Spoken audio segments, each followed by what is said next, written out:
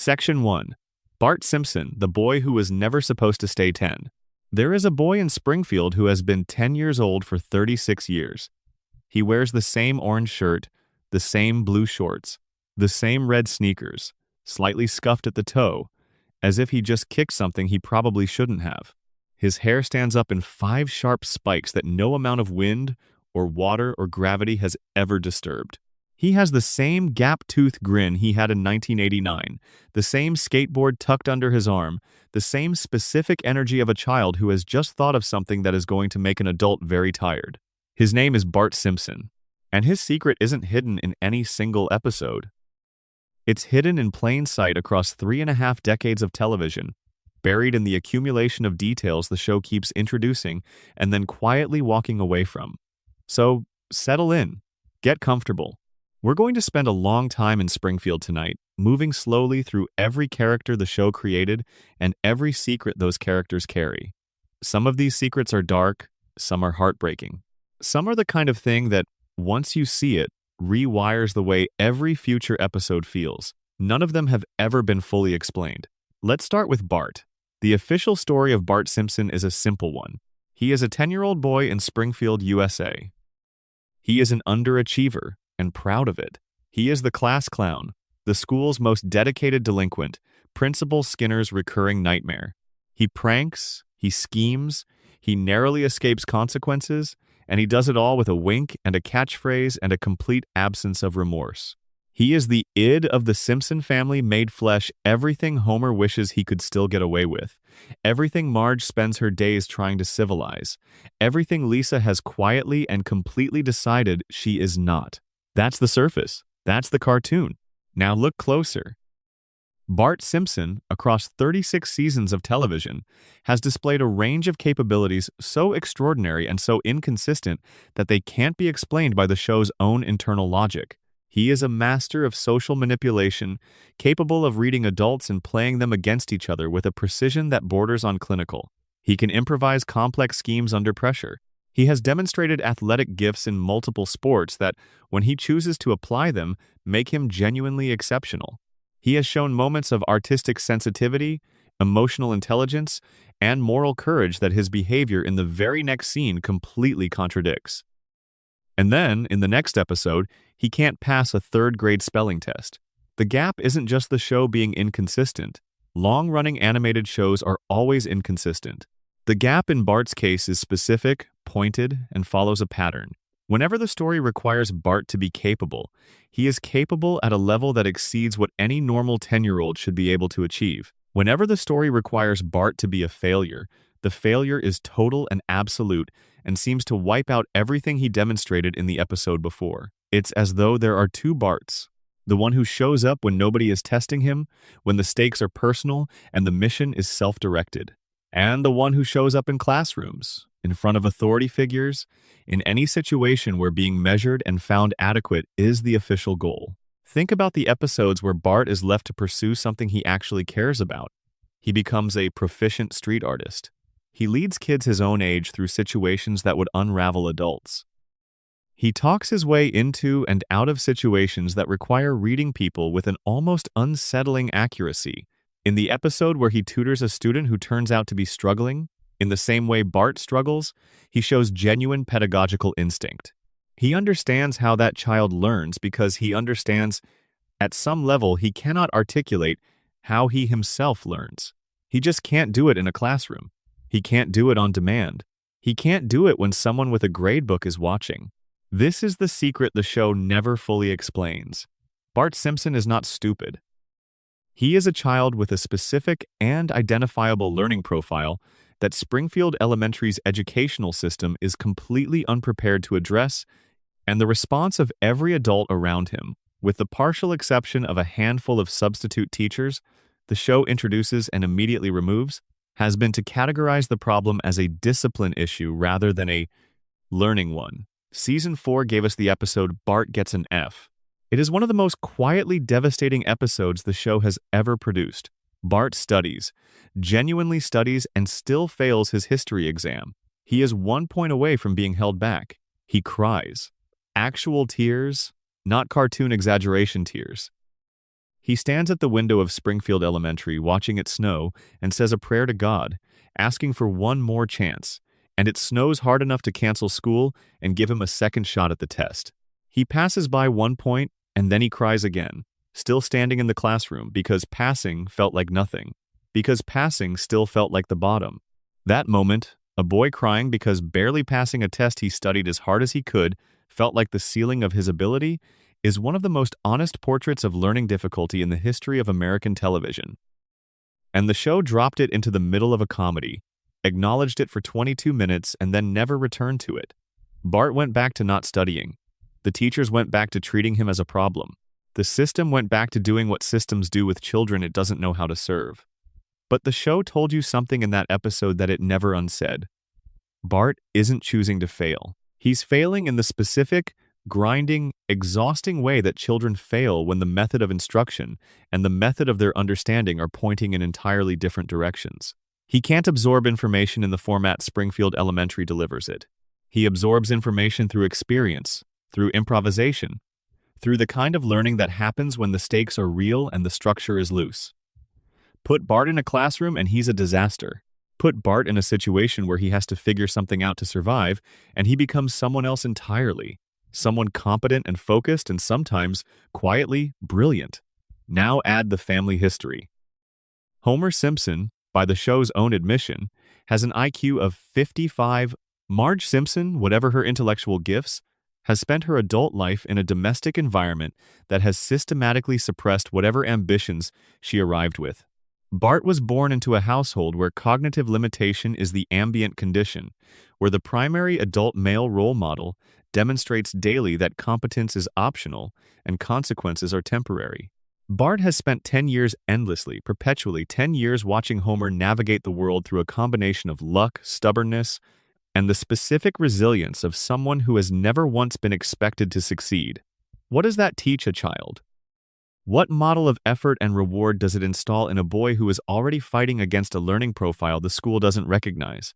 It teaches him that trying in the official way doesn't pay off, that the systems designed to evaluate and advance children are not built for him, that the adults in his life who are supposed to catch him, teachers, counselors, the principal, have already decided what he is. He internalized that verdict young. He turned it into a persona. He made the underachiever identity into armor, and he has worn that armor for 36 years because taking it off would mean being vulnerable to an assessment he doesn't believe will be fair. But here's what lives under the armor. Bart Simpson has an almost compulsive need to be seen. Every prank, every disruption, every time he picks up the phone and says, "Is your refrigerator running?" is a bid for attention from a family where attention is always flowing toward the next crisis. Homer's latest disaster, Marge's latest anxiety, Lisa's latest cause, Maggie's steady, silent observation of everything. Bart is the loudest person in a loud household because volume is the only tool he found that reliably produces a response, and the response he gets, most of the time, is Homer's hands around his throat. That image, Homer strangling Bart, is one of the show's most iconic and most repeated visual gags. It plays as comedy because it's exaggerated, because cartoon violence has no weight. But the strangling is a response to communication. Every time Bart says or does something that makes Homer's world harder, Homer's hands go to his son's throat. And Bart has been subjected to this response so many times, so consistently, for so long, that it has become the established grammar of their relationship. Bart provokes. Homer chokes. The family laughs. Everything resets. What does that do to a child's understanding of how adults respond to difficulty? What does it model about the acceptable ways to express frustration? The show never asks these questions because they're not funny questions, but they're there, underneath every throttling gag, waiting. The relationship between Bart and Homer is one of the show's deepest and most carefully rendered emotional threads. They are alike in ways neither of them would ever admit. Homer was Bart once. He had the same energy, the same resistance to structure, the same genius for finding the exact wrong approach to every situation that required a right one. And the world ground that out of Homer. The radiation and the crayon and the years of accumulated disappointment flattened Homer from a boy who might have been remarkable into a man who is barely adequate. Bart watches this every day. He watches the destination of the road he's on. And part of his refusal to grow, his refusal to apply himself in the official channels, his refusal to become what Springfield Elementary's report cards say he should become, is a refusal to become Homer. He sees where that road leads, and he skateboards in the opposite direction as hard and as fast as he can. There's a theory that has circulated in Simpsons fan communities for years, and it's one that the show's structure supports in ways the writers may not have fully intended. The theory is that Bart's perpetual rebellion isn't just personality, it's self-preservation. Bart has watched what happens to people in Springfield who comply. He watched his father comply with Burns for decades and get nothing but being forgotten. He watched his mother comply with the domestic expectations placed on her and compress herself into a shape that barely fits. He watched the entire town comply with the reset after every disaster, agree to forget, vote to pretend, exile the truth to keep the peace. Bart's non-compliance isn't ignorance of the system. It's a read on the system that, for a 10-year-old, is surprisingly accurate. The system doesn't reward compliance in Springfield. It just keeps compliant people in place. And Bart, whatever his failures, has never been in place. He has never been where anyone expected him to be or doing what anyone expected him to do. That is a form of freedom, the only form of freedom Springfield regularly produces. Consider what happens in the handful of episodes where Bart genuinely connects with an adult who sees him clearly. The episode with the substitute teacher who recognizes his intelligence.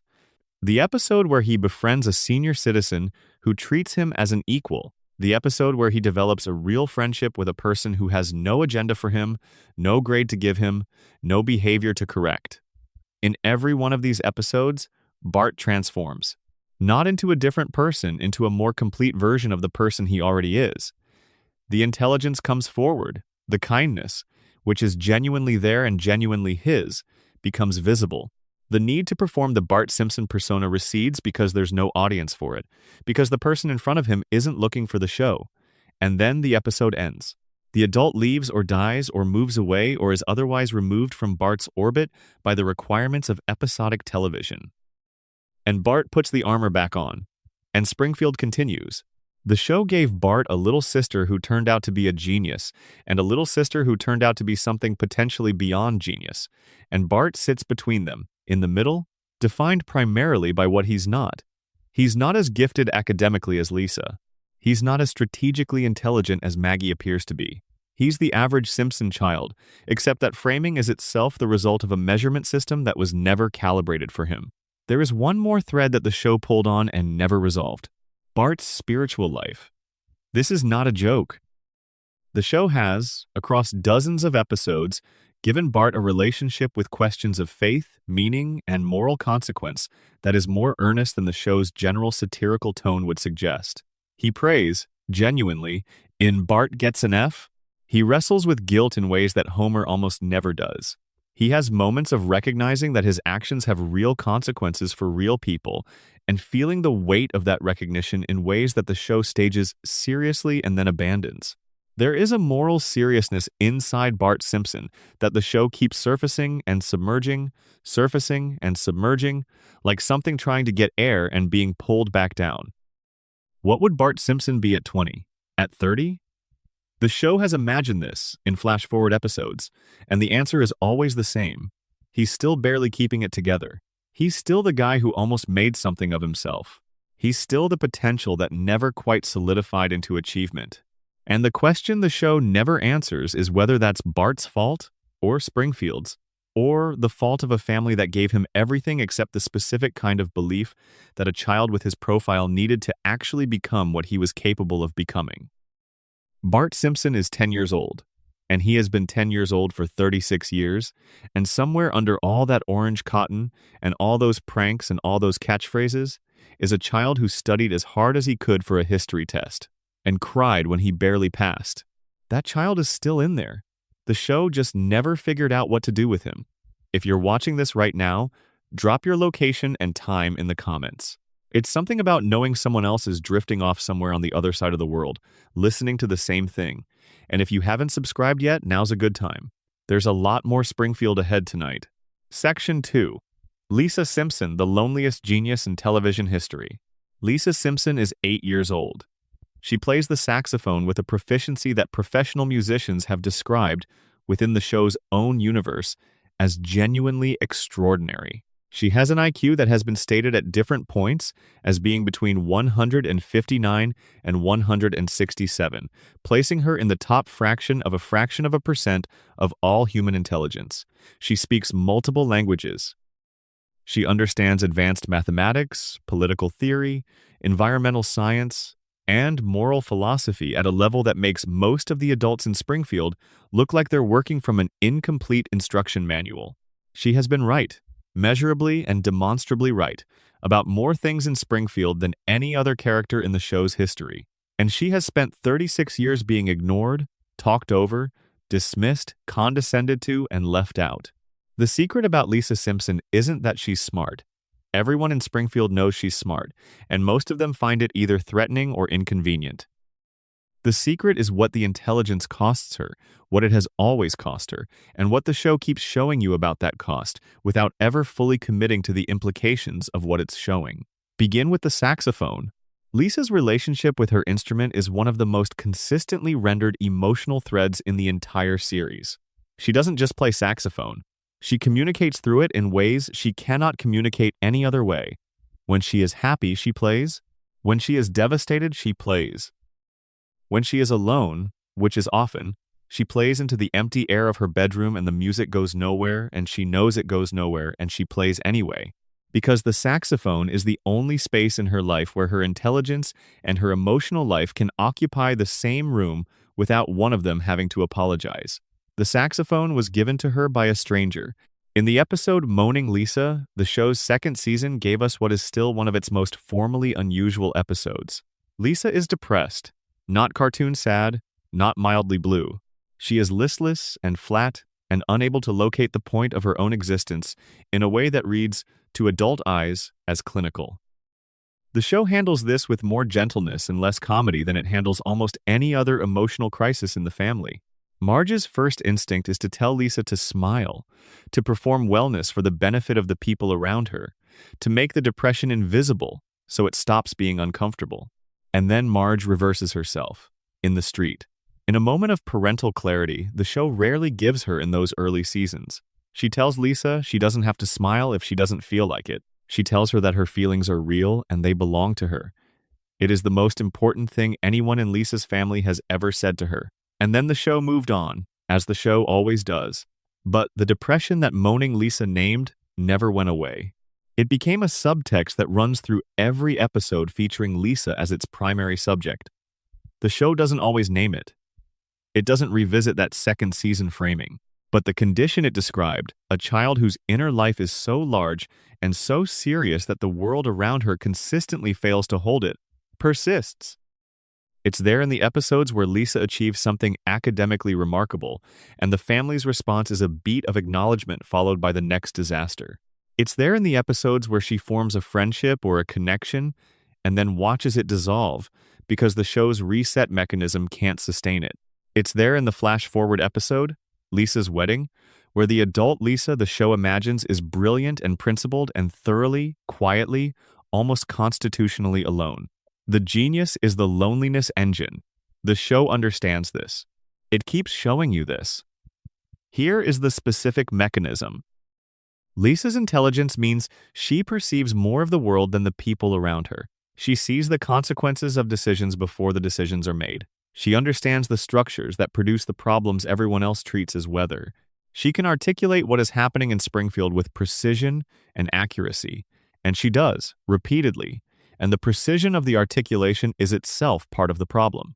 When you explain why something is wrong with enough clarity and enough evidence, the people invested in it not being wrong respond with hostility. Not because they've engaged with the argument and found it lacking, because the argument reached them. Because understanding it means having to decide what to do with it. And Springfield, as a community, has made a very clear and very consistent decision about what to do with inconvenient understanding. It gets ignored, dismissed, and if necessary, expelled. Lisa has not been expelled, but she has been, in 1,000 small ways across 1,000 episodes, made to feel that her particular kind of intelligence is a problem she is imposing on everyone around her. Consider how the show handles Lisa's academic achievements versus Homer's disasters. Homer causes a crisis, the family scrambles, the episode's engine runs on the scramble, and by the end, Homer has survived and everyone's relationship with him is essentially unchanged. Lisa wins a scholarship, gets published, proves a scientific theory, exposes a fraud, and the episode's engine runs on the external resistance she encounters and the internal cost of fighting it. Homer gets the reset at the end. Lisa gets the satisfaction of having been right in a way that changed exactly nothing. This pattern is the show's most honest and most uncomfortable observation about intelligence in American public life. Being right is not the same as being effective. Being smart is not the same as being heard. Knowing what should be done is completely separate from having the social or institutional power to make it happen. Lisa has the first thing in every case and almost never the second. Now look at the saxophone again, specifically at the jazz musician Bleeding Gums Murphy. Murphy is the only adult in Springfield's early seasons who consistently treats Lisa as an intellectual and emotional equal. He's a jazz musician she encounters in the middle of a night when she can't sleep, and she's playing her saxophone on a bridge because there's nowhere else to put what's inside her. He listens to her play. He doesn't simplify. He doesn't perform enthusiasm to make her feel good. He just listens, and then he plays back, and what happens between them is a conversation that the show renders as genuine and serious and reciprocal, in a way that almost none of Lisa's relationships with adults ever manage. Murphy dies in season 6. The episode is called Round Springfield. And the way Lisa grieves him is one of the show's most carefully observed portraits of a child losing the only person who really got her. She buys his one album with money she borrowed. She plays it. She hears it reach the broadcast tower of a radio station and go out over Springfield, and she imagines she's playing alongside him one more time, and the clouds part, and there's a moment of grace that the show earns completely, and then he's gone. And the show moves on. And Lisa is 8 years old again, and the saxophone goes back to the bedroom. What does it do to a child to keep losing the people who see her? The show keeps giving Lisa the adult who recognizes her, and then removing that adult through death, through departure, through the mechanics of episodic television that can't sustain recurring guest characters forever. The pattern is so consistent that it stops looking like coincidence and starts looking like the show's actual thesis about what Lisa's life is. She finds people who can hold her. She loses them. She goes back to the bedroom. She plays. There's another dimension to Lisa that the show introduces and then treats as comedy and then quietly abandons. Her relationship with faith. Lisa Simpson converts to Buddhism in season 13, in the episode She of Little Faith. The conversion is handled with more sincerity than you'd expect from a show that generally uses religion as satirical furniture. Lisa approaches Buddhism not as a rejection of the family's nominal Christianity, but as an answer to a need for spiritual grounding that Christianity, as Springfield practices it, has never met. The Buddhism episode is good. It's honest.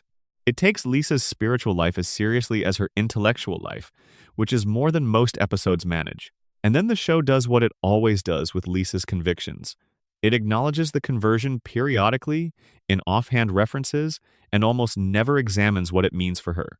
The Buddhism becomes a character note rather than a living part of her inner life. It gets mentioned when the story needs a Lisa-specific complication, and then shelved when the story doesn't need it anymore. The same thing happens with her vegetarianism, established in season 7 in the episode Lisa the Vegetarian.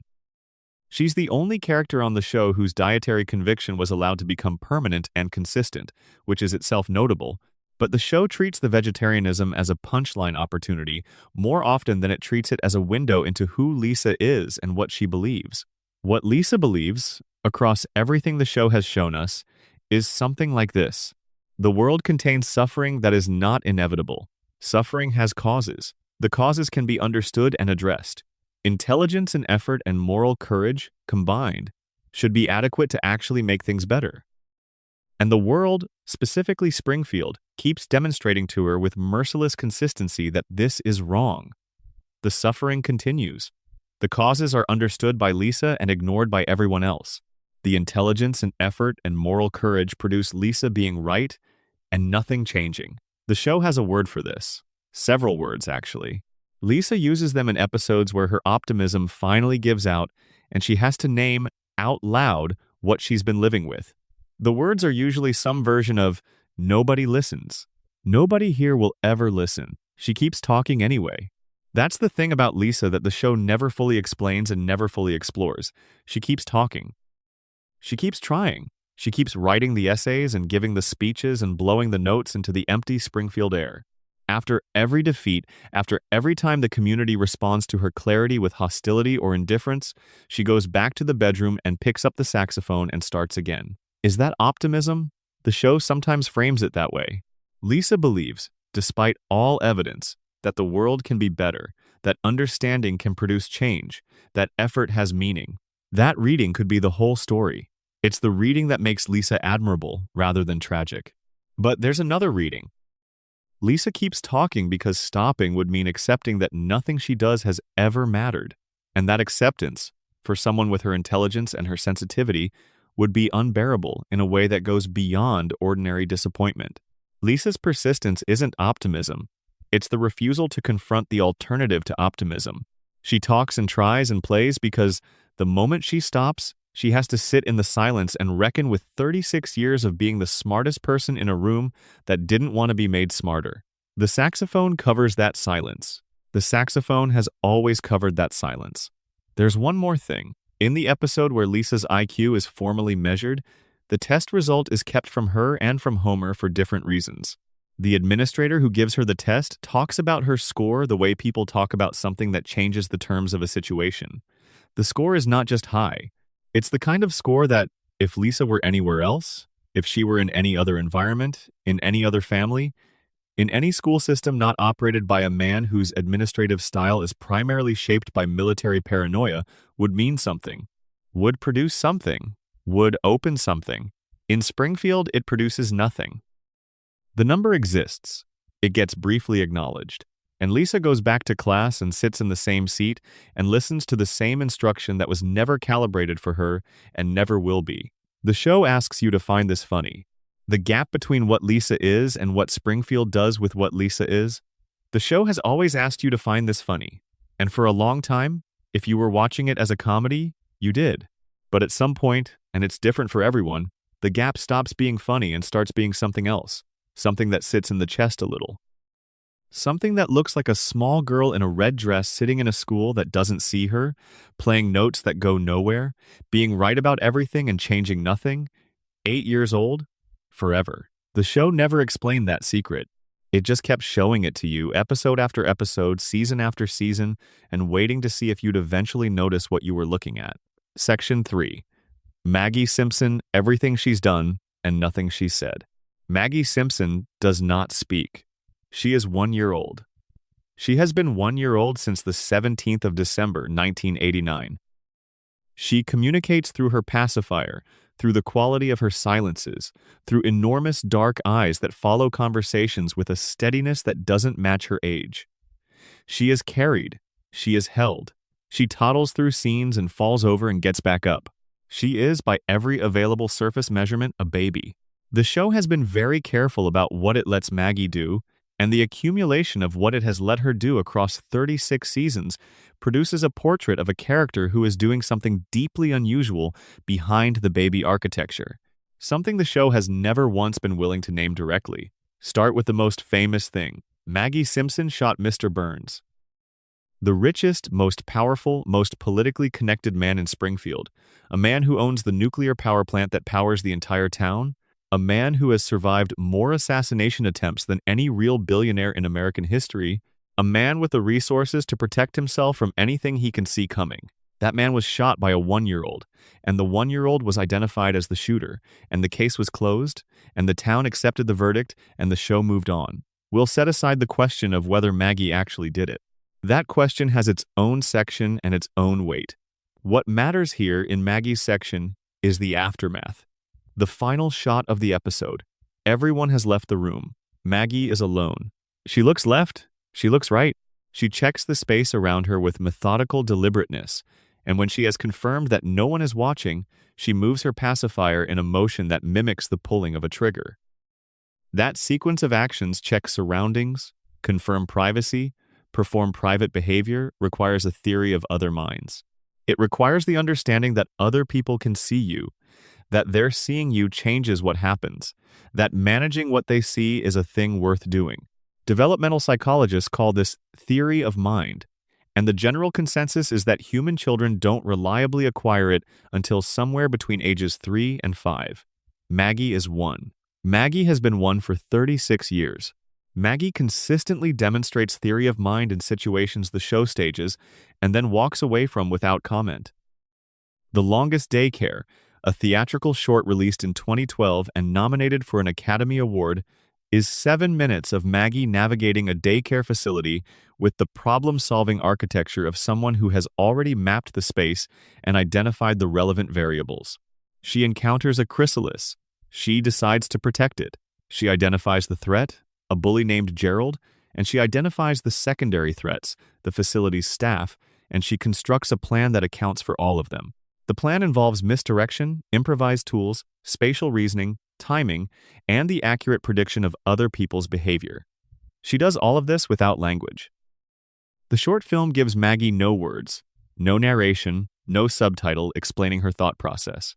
The thought process is visible in what she does, in the sequence of her choices, in the way she pauses and assesses and adjusts when something doesn't go as planned. She fails once, early, and then she looks at the situation again and finds a different approach. That adjustment, fail, reassess, try something different, is a metacognitive skill. It's thinking about thinking. It's not a behavior associated with infants. The short won the show an Academy Award nomination, and the cultural response was mostly to find it charming. Maggie is resourceful. Maggie is brave. Isn't that sweet? Nobody seemed particularly alarmed by the implications. In the main series, the show has tested Maggie's intelligence directly on multiple occasions. The results vary depending on which episode is doing the testing, because the show has never committed to a single canon answer for what Maggie actually is. But the pattern across all the tests is consistent. The number is always extraordinary. The response from the adults around her is always to note the number briefly and then return to whatever they were previously doing. The pattern suggests the show understands that Maggie's intelligence is outside the normal range, but cannot decide what to do with that fact without changing the series in ways it's not willing to change. So it keeps surfacing the fact and submerging it. Surfacing and submerging. The intelligence keeps appearing in what Maggie does and disappearing in how the show explains what Maggie does. Now consider the silence. Maggie has spoken exactly once in the main series in any meaningful way. Her first word, Daddy, was voiced by Elizabeth Taylor as a guest appearance. It happened once. It was acknowledged. It was never repeated. The show framed the non-repetition as a gag. Maggie just didn't feel like talking anymore, and the audience accepted the gag because it was funny and because it preserved the character's established dynamic. But look at the family she's growing up in. Homer talks constantly, loudly, without particular regard for whether what he's saying is improving any situation. Marge talks in the specific register of a woman who has trained herself to maintain a calm surface regardless of what is happening beneath it. Bart talks in performance mode, always angled toward an audience, always calibrated for maximum effect and minimum accountability. Lisa talks in a steady, urgent stream of observation and analysis and moral argument that produces, with reliable consistency, the experience of being the only person in the room who just said something important. Maggie has watched all of this from the beginning. She has had a front row seat across 36 years of real time to every possible outcome of speaking in the Simpson household. She has watched Homer speak and produce chaos. She has watched Marge speak and produce tension she then has to manage. She has watched Bart speak and produce punishment. She has watched Lisa speak and produce isolation. The strategic case for silence is airtight. Not speaking means not being assessed. Not being assessed means not being filed in a category. Not being filed in a category means remaining undefined, which in Springfield means remaining uncontrolled. Control in Springfield flows toward the defined. Burns controls Homer because Burns has defined Homer. Incompetent worker, compliant employee, reliably inadequate. Skinner controls Bart because he has defined Bart. Troublemaker, underachiever, behavioral problem. The educational system manages Lisa by defining her as the gifted student, which sounds like a compliment, but functions as a cage. The gifted student has specific expectations, specific channels, Specific limitations on where her intelligence is supposed to go. Maggie has no definition. She has no file. She has no expected trajectory. She is the baby. Babies are cared for. Babies are carried. Babies are not taken seriously as actors in the situations around them, which means babies are free to observe those situations with complete access and zero scrutiny. Maggie has been operating under perfect surveillance cover for 36 years. She has heard every family conversation, witnessed every crisis, been present for every secret and confession and moment of vulnerability that the Simpson household has produced, and she has been invisible throughout because the adults in her life look at her and see a baby, which is exactly what she has arranged for them to see. This theory, that Maggie's silence is a choice rather than a developmental state, requires the acceptance of something the show keeps making you feel without ever saying directly, which is that Maggie is, at the level of strategic intelligence, more capable than every other member of her family, including Lisa. Lisa is smarter in the academic sense. She understands more about more subjects, but Lisa announces her intelligence. Lisa leads with it. Lisa's intelligence is visible and therefore vulnerable. Maggie keeps hers in reserve. Maggie only deploys it when the situation requires, and the deployment will not be observed or attributed. When she saved her family, she saved them in the background. When she shot Burns, she was alone. When she protected the butterfly, nobody in authority was watching. Everything Maggie does of significance, she does in the spaces where no one is looking. The show has imagined adult Maggie exactly once in any meaningful flash forward. The result was a professional musician, specifically a bassist of significant skill, someone who found a channel for intelligence and feeling that didn't require language and didn't require being seen. The pattern holds even in the imagined future. Even as an adult, the version of Maggie the show can picture is someone who communicates through performance rather than declaration, through art rather than argument. There's a darker version of the Maggie theory, the surveillance angle. Maggie has been awake and observing in the Simpson household for 36 years. She was present when Homer was fired and when he was rehired. She was present when Marge's secrets surfaced and when they were buried again. She was present for every deal Abe Simpson made and every deal he hid. She has access to information about this family that no one else possesses, because no one else has been in every room for every moment without anyone checking what they were saying in front of her. What does a mind like Maggie's do with 36 years of unfiltered family intelligence? The show never tells us. That's the whole point. The show never tells us what Maggie is building with what she's collected. Never tells us what her plan is or whether she has one. Never tells us what she's waiting for. She just keeps watching, keeps listening, keeps doing extraordinary things in empty rooms and ordinary things in full ones. She is 1 year old, and she has been 1 year old for 36 years, and she has never once, in any of those years, looked like she was confused about what was happening around her. Babies are supposed to be confused. That's what being a baby is. The world is enormous and incomprehensible, and you are small and your body barely does what you need it to do. Maggie is never confused. She is occasionally thwarted, but she is never confused. She always knows exactly where she is, exactly what's happening, exactly who can see her and who can't. She processes, she plans, she executes when the moment is right and waits when it isn't. The show calls her a baby. The evidence calls her something else.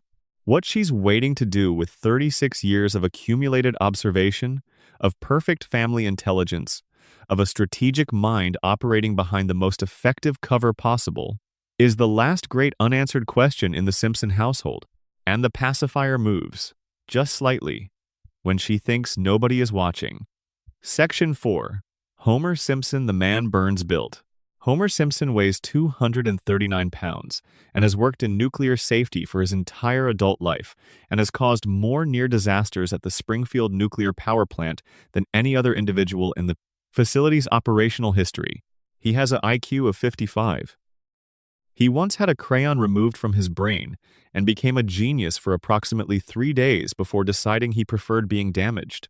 He has survived being shot, electrocuted, blown up, run over, and falling off things that would kill everyone who has ever lived. The official explanation for all of this is that Homer is an animated character in a cartoon, and cartoon characters are resilient, and this is the whole story. But the show spent 36 seasons building a more specific case, and that case is worth following all the way to the end, because where it ends is not a funny place. begin with the crayon. Season 12, the episode HOMR. Homer undergoes a medical scan, and it's discovered that a standard office crayon has been lodged in his brain since childhood, physically impeding his cognitive function. The crayon is removed. Homer's IQ skyrockets. He becomes, in the span of a few days, a different person. He understands mathematics. He understands systems. He understands the world around him with a clarity that is, for the first time in his adult life, accurate, and it destroys him. Not because intelligence is bad, because intelligence in Springfield is a curse. Homer sees his marriage clearly, and it frightens him. He sees his job clearly, and it appalls him. He sees what his life actually contains, stripped of the fog that brain damage was providing, and the contents are not enough. They were only ever enough because the fog made them feel like more. He asks a doctor to put the crayon back. The doctor refuses. He finds someone else to put the crayon back. He has himself deliberately redamaged because the alternative, living with full cognitive function in his actual life in Springfield, is unbearable. The show plays this as comedy. The punchline is that Homer chooses stupidity. Ha! But something else is happening in that episode. Something that the comedy framing keeps you from looking at directly. The episode is asking, what is Homer's actual life when seen clearly? And the answer the episode gives is that Homer's actual life, seen clearly, is a man who works at a facility that poisons the town he lives in, for an employer who has actively worked to destroy his family, in a job he is catastrophically unqualified for, in a marriage where his partner has systematically suppressed her own ambitions to manage his catastrophes, raising children whose outcomes will largely be determined by the damage his inadequacy produces. That's what full cognitive function gives Homer access to. That's what he's buying back with the crayon. The fog is not just comfortable, the fog is necessary. Without it, Homer can see the architecture of his own suffering, and the architect has a name. Now consider the Mother Simpson storyline. Homer's mother, Mona, left when he was 6 years old because she was a political activist who destroyed Mr. Burns' biological weapons laboratory, and Burns reported her to the FBI, and she spent 27 years underground to avoid arrest. When Homer finally finds her, when he finally understands why she left, when the full picture of his childhood is available to him for the first time, what he finds is that the man who signed his paycheck was the man who took his mother. Burns drove Mona underground. Burns owns the plant where Homer works. Burns cannot remember Homer's name, despite Homer working for him for decades. Burns has never once, in any episode, treated Homer as a human being rather than a unit of acceptable incompetence that serves a specific structural function. Homer makes this connection. The show gives him the information, and then Homer continues working at the plant. He continues accepting the paycheck. He continues being forgotten by the man who orphaned him at 6. He does not quit. He does not confront. He does not, as far as the show makes visible, even fully process the connection he has just been given access to. This is not stupidity in the ordinary sense. This is something more specific. This is the behavior of a person whose psychological architecture was built around the absence of a mother he believed didn't love him, rebuilt on the alternative foundation of a job that gave him identity, rebuilt again on the marriage that gave him the domestic stability he never had as a child. Burns sits at the origin of all of it. Burns is the reason the architecture had to be built that way. And dismantling that architecture, pulling out the stone that says Burns, means dismantling everything above it. Homer can't do it. Not because he's too stupid, because he's too damaged. Because the damage runs all the way down to the root. The show confirmed this explicitly in a later episode, the one that reveals Burns made a deal with Abe Simpson. Burns had committed a crime. Abe knew about it. In exchange for Abe's silence, Burns guaranteed Homer would always have a job at the plant, regardless of his performance, regardless of the number of documented errors, regardless of every German efficiency consultant and safety review and near meltdown. Homer's employment was a secret arrangement between his grandfather's enemy and his grandfather, negotiated without Homer's knowledge and never disclosed to Homer, and it means that Homer's identity as a worker, the thing he woke up and did every day for his entire adult life, was never his. It was Burns's transaction with Abe. Homer was the currency. He doesn't know this. He was never supposed to know this. The show surfaces this information, and Homer continues going to work. Because what else would he do? Where does a man with an IQ of 55 and a crayon in his brain, and a family that depends on him go if he doesn't go to Sector 7G. The trap is perfect. It was designed to be perfect. It was designed specifically for a man shaped like Homer, damaged like Homer, needing the specific things Homer needs, vulnerable to the specific things Homer is vulnerable to. Burns didn't accidentally end up with Homer as his safety inspector. That's the show's deepest and most patient argument. The incompetence is functional. A competent safety inspector would have shut the plant down in a week. Homer ensures the violations continue. The radiation keeps leaking. The water stays poisoned. And the man who poisoned the water employs the son of the woman who tried to stop him as a reminder, as a joke, as the most elegant possible expression of how completely he has won. Homer survives everything. He is hit by cars, blown up, electrocuted, poisoned, irradiated, dropped from heights, swallowed by things, crushed by other things, and he gets up and shakes himself off and goes back to work. His healing capacity is genuinely extraordinary, not just cartoon resilience. The show has noted it specifically, with characters remarking on it, with medical professionals expressing confusion over it. The radiation theory says this is mutation. The coma theory says this is dream logic, that nothing can really hurt a body that's already lying in a hospital bed. Both of those explanations work, but there's a third one that is bleaker and more human. Homer survives everything because survival is the one thing he was built to do. Every other function was stripped away or damaged or never fully developed. But he gets up. He always gets up. Whatever Burns did to his family, whatever the radiation did to his brain, whatever the absence of his mother did to his sense of his own worth, he gets up. This is not written as heroism in the show. It's written as a gag. Homer falls. Homer gets hurt. Homer gets up. Laugh. But you can look at it another way if you want to. You can look at a man who has had every reason to stay down, who has been failed by every system and institution and authority figure in his life, who has been working for the man who destroyed his family since before he knew that's what he was doing, who had a crayon in his brain and chose to put it back because the alternative was too painful, who forgets everything and resets and shows up again. You can look at all of that and decide that the getting up, even in a comedy, even as a gag, even without Homer understanding what it represents, is something. Homer Simpson is not a lovable buffoon who stumbled into a nuclear job. He is the product of a specific and deliberate process of damage, engineered by a man who needed a certain kind of worker and produced him by removing the conditions that might have produced someone else. The life Homer has is not the life Homer would have had, and the show knows this. The show has shown you this, in pieces, across 36 years, and then placed it inside enough comedy to keep the implications from completely landing. The crayon is back in, the fog is back up, Homer goes to work. Burns still can't remember his name. Section 5. Marge Simpson, the woman nobody counted. Marge Simpson has blue hair that reaches approximately 2 feet above her head and has maintained this exact shape for 36 years. She is, by most measurements, the emotional center of the Simpson family. She is the person around whom the family organizes itself. She mediates between Homer and reality.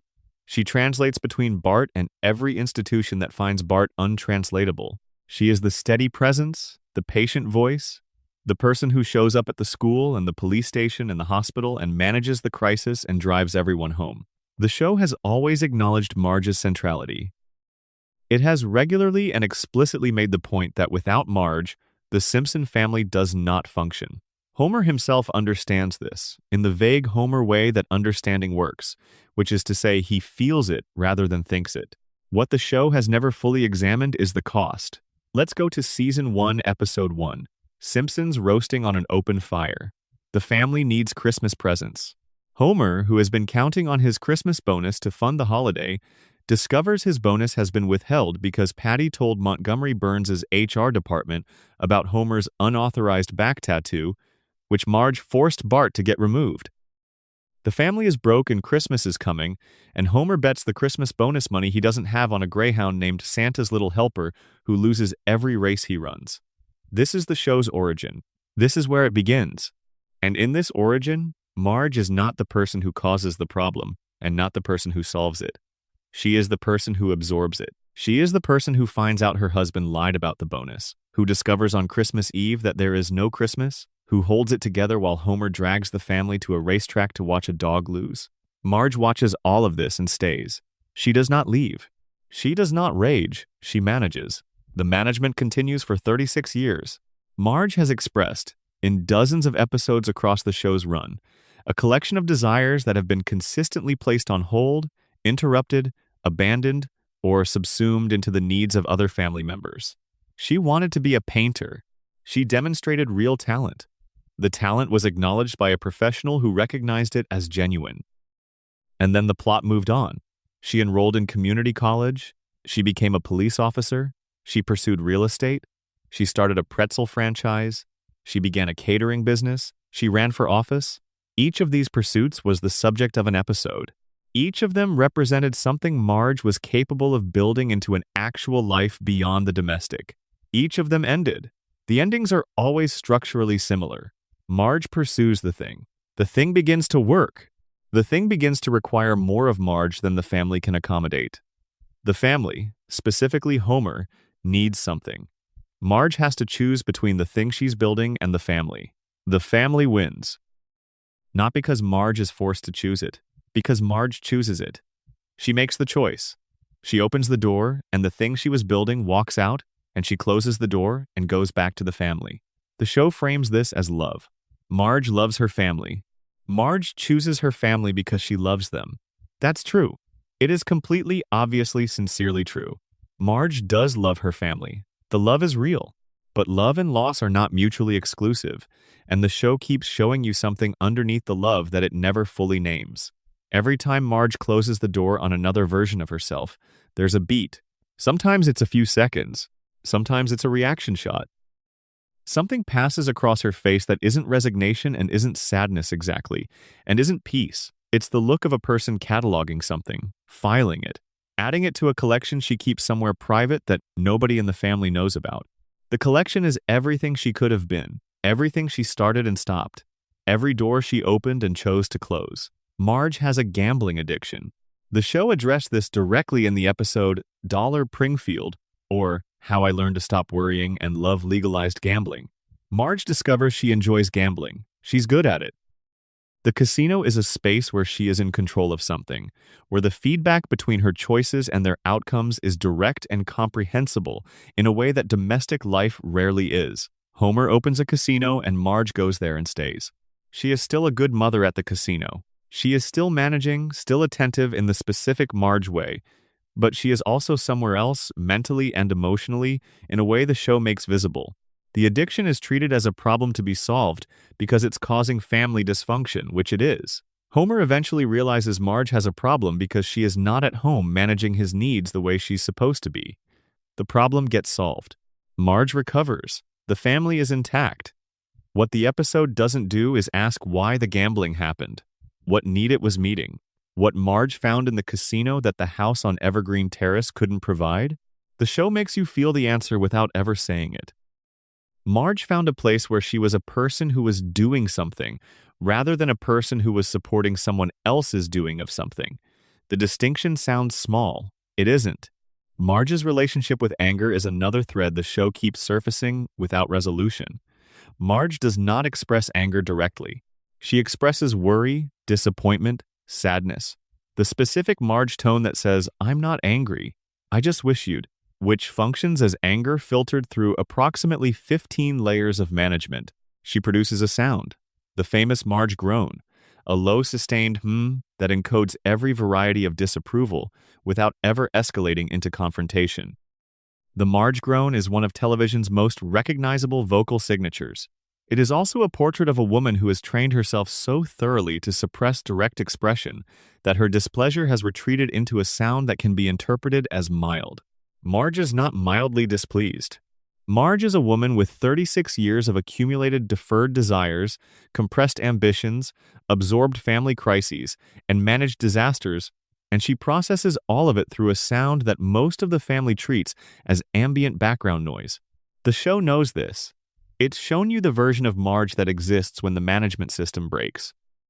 When Marge snaps, when the pressure finally exceeds the capacity of the management mechanism, The person underneath is direct and clear and has a very specific accounting of everything that has been tolerated and everything that should have been different and everything she would have done if she'd been allowed to be the person she was before the family required her to become something else. She is formidable when she snaps. She is probably the most formidable person in the family when she snaps. She almost never snaps, because snapping would mean something broke.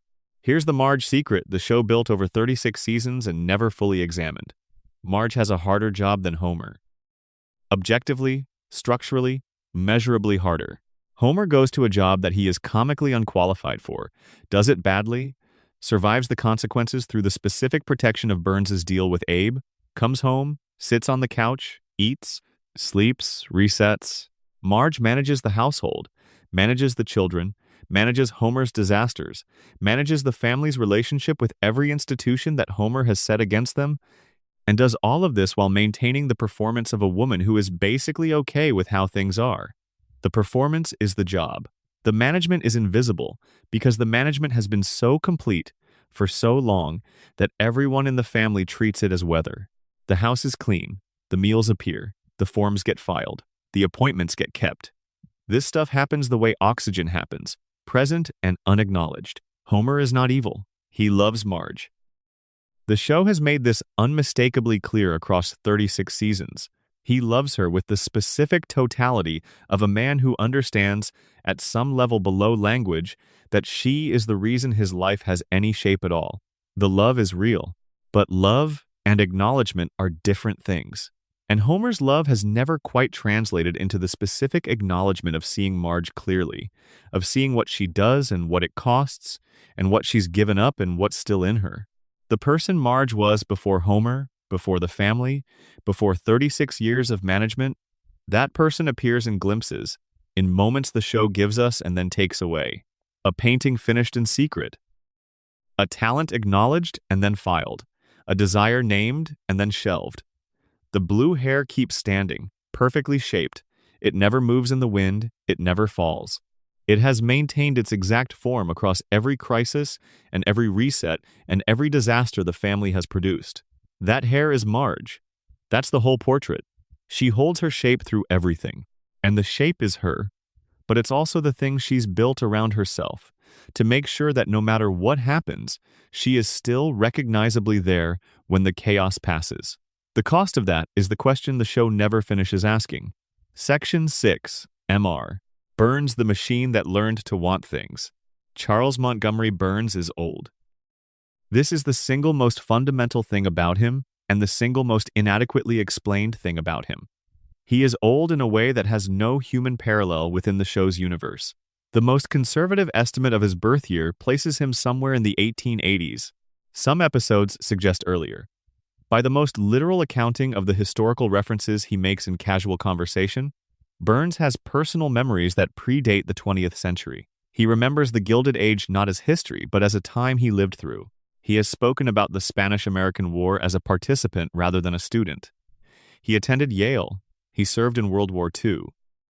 He has described knowing people who died before most of the show's audience was born. Burns is not 60. Burns is not 80. Burns is somewhere between 100 and 140 years old, depending on which episode you use as your reference. And he runs a corporation. He manipulates politics. He engineers the destruction of families and institutions with the calm efficiency of someone who has done it many times before and found an optimal method. He is mentally sharp in ways that would be unusual at 40, extraordinary at 60, and genuinely inexplicable at 140. The Springfield Files gave us the mechanism. Burns undergoes a weekly medical regimen that is so extreme, so saturated with chemical and radiation treatment, that it causes his body to emit visible light. He glows. After each session, he wanders through the woods in a dazed and euphoric state that Homer mistook for an alien encounter. The treatment does not cure anything. It maintains him for exactly one more week. Miss a session and the equilibrium collapses. Burns dies. He is not alive in the ordinary biological sense. He is maintained. He is managed. He is kept operational through a medical program that has to be administered with the precision of a nuclear reactor's control system, which is to say, the metaphor is not accidental because Burns is the nuclear reactor, his body is the core, and the weekly treatment is the equivalent of adjusting the rods to prevent a meltdown. The Three Stooges scene established the medical picture. Burns visits a doctor who informs him, with barely concealed awe, that he has every disease known to medical science. Every single one. Simultaneously. Simultaneously, every illness that medicine has cataloged is present and active in Burns's body. The doctor's conclusion is that the diseases are in a state of perfect equilibrium, each one canceling the others out, a biological gridlock that prevents any single illness from becoming dominant enough to kill him. He is the sickest functional human being on the planet. He cannot be killed by conventional biological means because there is nothing left to kill him with that isn't already trying and already being blocked. The show plays this as a joke. The Three Stooges metaphor is absurd. The delivery is comic. And underneath it is a portrait of a body that has been so fundamentally altered by over a century of proximity to nuclear material, by the weekly treatments that keep him operational, by whatever the Burns family medical infrastructure has been doing to his biology for decades, that he no longer operates under the rules that govern normal human physiology. Burns's body is a system. It was once an organism. It has been converted, gradually, over more time than most institutions exist, into something that functions like a machine. The inputs are the treatments. The outputs are the behaviors, the manipulation, the scheme, the specific cold intelligence that has outlasted every opponent and every challenge and every attempt to shut the plant down or hold him accountable or make him answer for the three-eyed fish and the human skeletons in the basement, and the 342 safety violations and all the rest. Smithers manages the maintenance schedule. The show has made clear, in multiple episodes, that Smithers is not merely Burns's personal assistant in the administrative sense. He is the operational manager of Burns's survival system. He knows the treatment schedule. He knows the dosages. He knows the signs that precede a missed treatment. He monitors Burns's physical condition with the vigilance of someone who understands that the interval between Burns is fine and Burns is dying is measured in days rather than years. He has kept Burns alive through logistical precision in a way that no one else in Springfield could replicate. This means Smithers is not just devoted to Burns. Smithers is the reason Burns is alive. And Burns, somewhere in the architecture of whatever he has instead of ordinary human feeling, knows this. The relationship between them is not the employer-employee dynamic the show sometimes frames it as. It is more accurate to say that Burns and Smithers are a system, the same way the plant is a system, and removing one component causes the whole thing to fail. But Burns's longevity is about more than the weekly treatments. It's about money. Specifically, it's about the relationship between wealth and mortality. Burns has spent more than a century building a financial and institutional infrastructure whose primary purpose is his own survival. Every dollar, every bribed politician, every corrupted institution, every doctor retained, every piece of medical research funded serves this goal. Keep Burns alive. Keep the treatments coming. Keep the system running. Because if Burns dies, the empire dies with him. And the empire has spent 140 years ensuring that scenario never comes to pass. This is a statement about wealth in America that the show disguises as a science fiction premise. The show asks, what would extreme wealth actually produce if you had enough of it and enough time? And the answer it gives is that extreme wealth, applied over enough time, produces a person who has escaped death, not metaphorically. Literally, Burns is the logical endpoint of the belief that money should be able to buy everything, including the indefinite postponement of the one thing money has never been able to buy. He found the mechanism. He funds the mechanism. He has been funding it for over a century, and it works. What does a person become when they have been alive long enough? When they have outlived everyone who knew them as young? When the people they hurt are dead and their children are dead and their grandchildren are dead and Burns is still in the same office, still behind the same desk, still pressing the same button to release the hounds? The show's answer is that Burns becomes less human with each decade, not in a dramatic way, in a gradual, incremental way.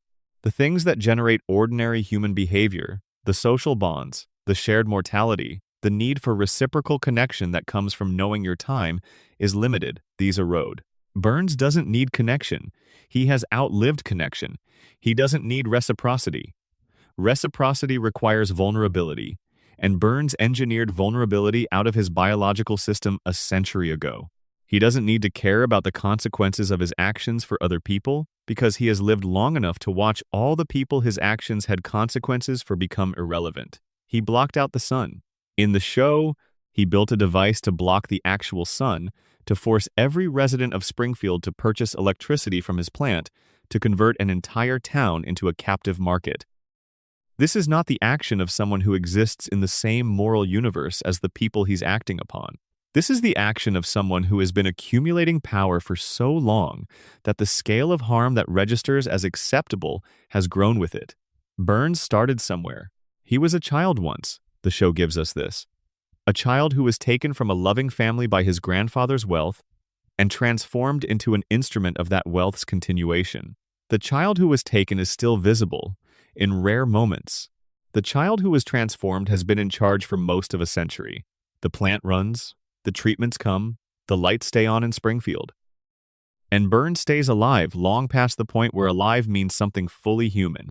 He's too expensive to die. The show said this. It's the truest thing the show has ever said about him. Section 7. Ned Flanders, God's cruelest joke. Ned Flanders is the best person in Springfield. By any objective metric, by any consistent moral standard, the show applies. Ned is kind when kindness is inconvenient. He is generous when generosity costs him something real. He is patient with Homer Simpson, who has given him more reasons to be impatient than any neighbor should be able to accumulate in 36 years. He is a devoted father. He is a faithful believer. He maintains his cheerfulness in circumstances that would collapse less disciplined people. He runs a store that serves the community. He shows up when he is needed. He is, in the most unironic sense the show can manage, a genuinely good man. The show rewards him for this by doing terrible things to him. Maud Flanders died. She was killed by a t-shirt cannon at the Springfield Speedway, a cannon that was dodged by Homer Simpson and whose projectiles hit Maud instead. She died. The show staged it with the abruptness of real sudden loss, the way death actually arrives, without build-up or preparation, in the middle of an ordinary day at a perfectly normal event. Maud was there. Maud was not there, and Ned was left with two young boys and a faith he had to reconcile with a God who had just taken his wife in the most random and undignified way imaginable. He reconciled it, because that is what Ned does.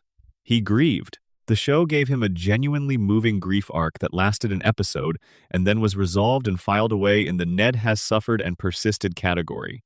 He moved on. He found a purpose in raising his boys. He continued being Ned. But here's the thing the show planted in an episode and then never fully excavated. Ned's niceness is not natural. It is not the organic expression of a man who arrived on this earth oriented toward goodness. It is the result of therapeutic behavioral modification.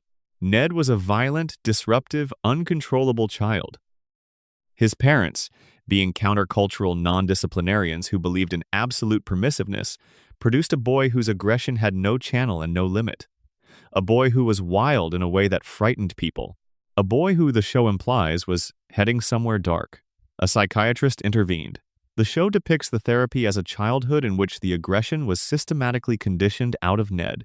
The rage was not resolved. It was suppressed. The mechanism of expression was removed, replaced with the specific and rigid positivity that Ned performs. And the rage, which is real and which is Ned's, went underground. It came back once. When a hurricane destroyed Ned's house and the community rebuilt it so badly that it collapsed immediately, and Ned stood in the ruins of his home and looked at the people who were supposed to be his community, and the suppression system failed. He said things, real things, honest things. He named what Homer had done to his life over decades of careless selfishness. He named what the community had failed to provide. He named his own pain in direct language for the first time in the show's history. And then he was institutionalized, and the therapy was re-administered, and Ned came back, neat and tucked and friendly, and apologized to the people he'd been honest with. This is one of the show's most unsettling sequences. Not because Ned is wrong in his breakdown, Because he is completely right. Every accusation he makes in that parking lot is accurate. Every grievance is legitimate. The response from Springfield is not to acknowledge the accuracy and the legitimacy. The response is to manage Ned back into function, to resuppress the honest self, to restore the performance. And Ned does it. He accepts the restoration, he comes back, he apologizes. Here's what the show has never explained about Ned. The psychiatrist's treatment, as the show describes it, was not just suppression of violence. It was the installation of a behavioral cage that Ned has worn his entire life. He cannot express anger. He is constitutionally unable to respond to provocation with the proportionate human response. When Homer wrecks Ned's car, which Homer does, Ned says something positive about it. When Homer causes Maude's death, which Homer does, Ned forgives him. The forgiveness is genuine, but it is also pathological. It is the response of a nervous system that was rewired before it had the choice to respond differently. Ned forgives because he was conditioned to forgive, not because he has worked through his feelings about what Homer did and arrived at forgiveness from the other side. He cannot not forgive. The pathway to the alternative was closed. This means every act of Ned's goodness exists on a continuum with compulsion. His kindness is partly character and partly programming. His patience with Homer is partly faith and partly neurological incapacity for the alternative. The show cannot fully commit to this reading because it makes Ned too dark. It undermines the comedy of the Ned and Homer dynamic. It changes the moral weight of everything Ned does. If his goodness is partly a cage, if his forgiveness is partly a function of conditioning rather than choice, what does it mean that we hold him up as the show's moral example? And then there is God. The show's God exists. The show's God has spoken to Homer. Face to face, in the episode Homer the Heretic, Homer skips church, has a dream, has a conversation with an actual divine presence, receives what amounts to cosmic validation for his general approach to life. God talks to Homer. God is benign and somewhat fatherly, and accepts Homer's complaints and his laziness, and his fundamental failure to be a good religious practitioner with an equanimity that Homer does not deserve. Ned has never had this conversation. Ned prays. Ned shows up to church every Sunday. Ned reads his Bible. Ned organizes his entire ethical life around the instructions his faith provides. Ned has been doing this for 36 years with more consistency and more sincerity than anyone else in Springfield. And the God who chatted with Homer Simpson about waffles has never said a single word to Ned Flanders. The show knows this. It's a deliberate structural choice. God speaks to the drunk who falls asleep during the sermon and stays silent to the devout man who has given everything to his faith. This is either randomness, the divine operating outside human expectation in a way that should be humbling, or it is the show's darkest joke. The person most invested in the relationship is the person the other side of the relationship has least to say to. Ned has prayed for his wife to survive and she died. He has prayed for his community to show up for him and they built him a house that fell down. He has prayed for understanding and received silence. He interprets all of this through the framework of faith, saying that God has a plan, that suffering is part of it, that the mystery of why things happen is itself part of the faith. This is the correct theological response. This is what you're supposed to do. But it doesn't help. The framework holds the grief but doesn't resolve it. The faith describes the wound, but doesn't close it. Ned is impeccably correct about how to hold suffering and still in possession of a suffering that needs to be held. What would Ned do if the conditioning broke completely? Not the partial breakdown in the parking lot, a full one. If everything that was installed in him as a child was removed, and the person who was there before the installation had a chance to respond to 36 years of what has happened to him, what would that person do? The show doesn't tell us. The show has been very careful never to fully answer this question. It just keeps showing you the smile, and the patience, and the okily-dokily, and the rage underneath it that never fully rests, no matter how many times the treatment is re-administered. Section 8. Waylon Smithers, the man who keeps the machine running. Waylon Smithers Jr. is the most efficient person in Springfield. Not the smartest, not the most powerful, not the most capable in the abstract, the most efficient. He has organized his entire existence around a single operational purpose, the support, maintenance, and survival of Charles Montgomery Burns. And he executes this purpose with a precision and a dedication that, if redirected toward any other goal, would make him formidable in almost any field he chose. He is Burns's personal assistant, his operational manager, his social interpreter, his logistics coordinator, his medical maintenance scheduler, his emotional translator, and in several episodes, his only real company in a life that has stretched far past the point where Burns can maintain ordinary human connection. Smithers does all of these things simultaneously, without complaint, with apparent satisfaction. The show has always played Smithers's devotion to Burns primarily through the lens of his unrequited love for his employer. And that layer is real and is there. And the show has handled it with more sensitivity than you might expect from a 1990s animated comedy. Smithers is gay. He loves Burns. Burns, in the specific way that Burns relates to all human beings, does not fully reciprocate in kind. The romantic frustration is a consistent and genuine part of Smithers's characterization. But the devotion runs deeper than the love, and the deeper layer is what the show has never fully examined. Start with the medical dimension. Smithers schedules Burns's weekly treatments. He knows the treatment protocol.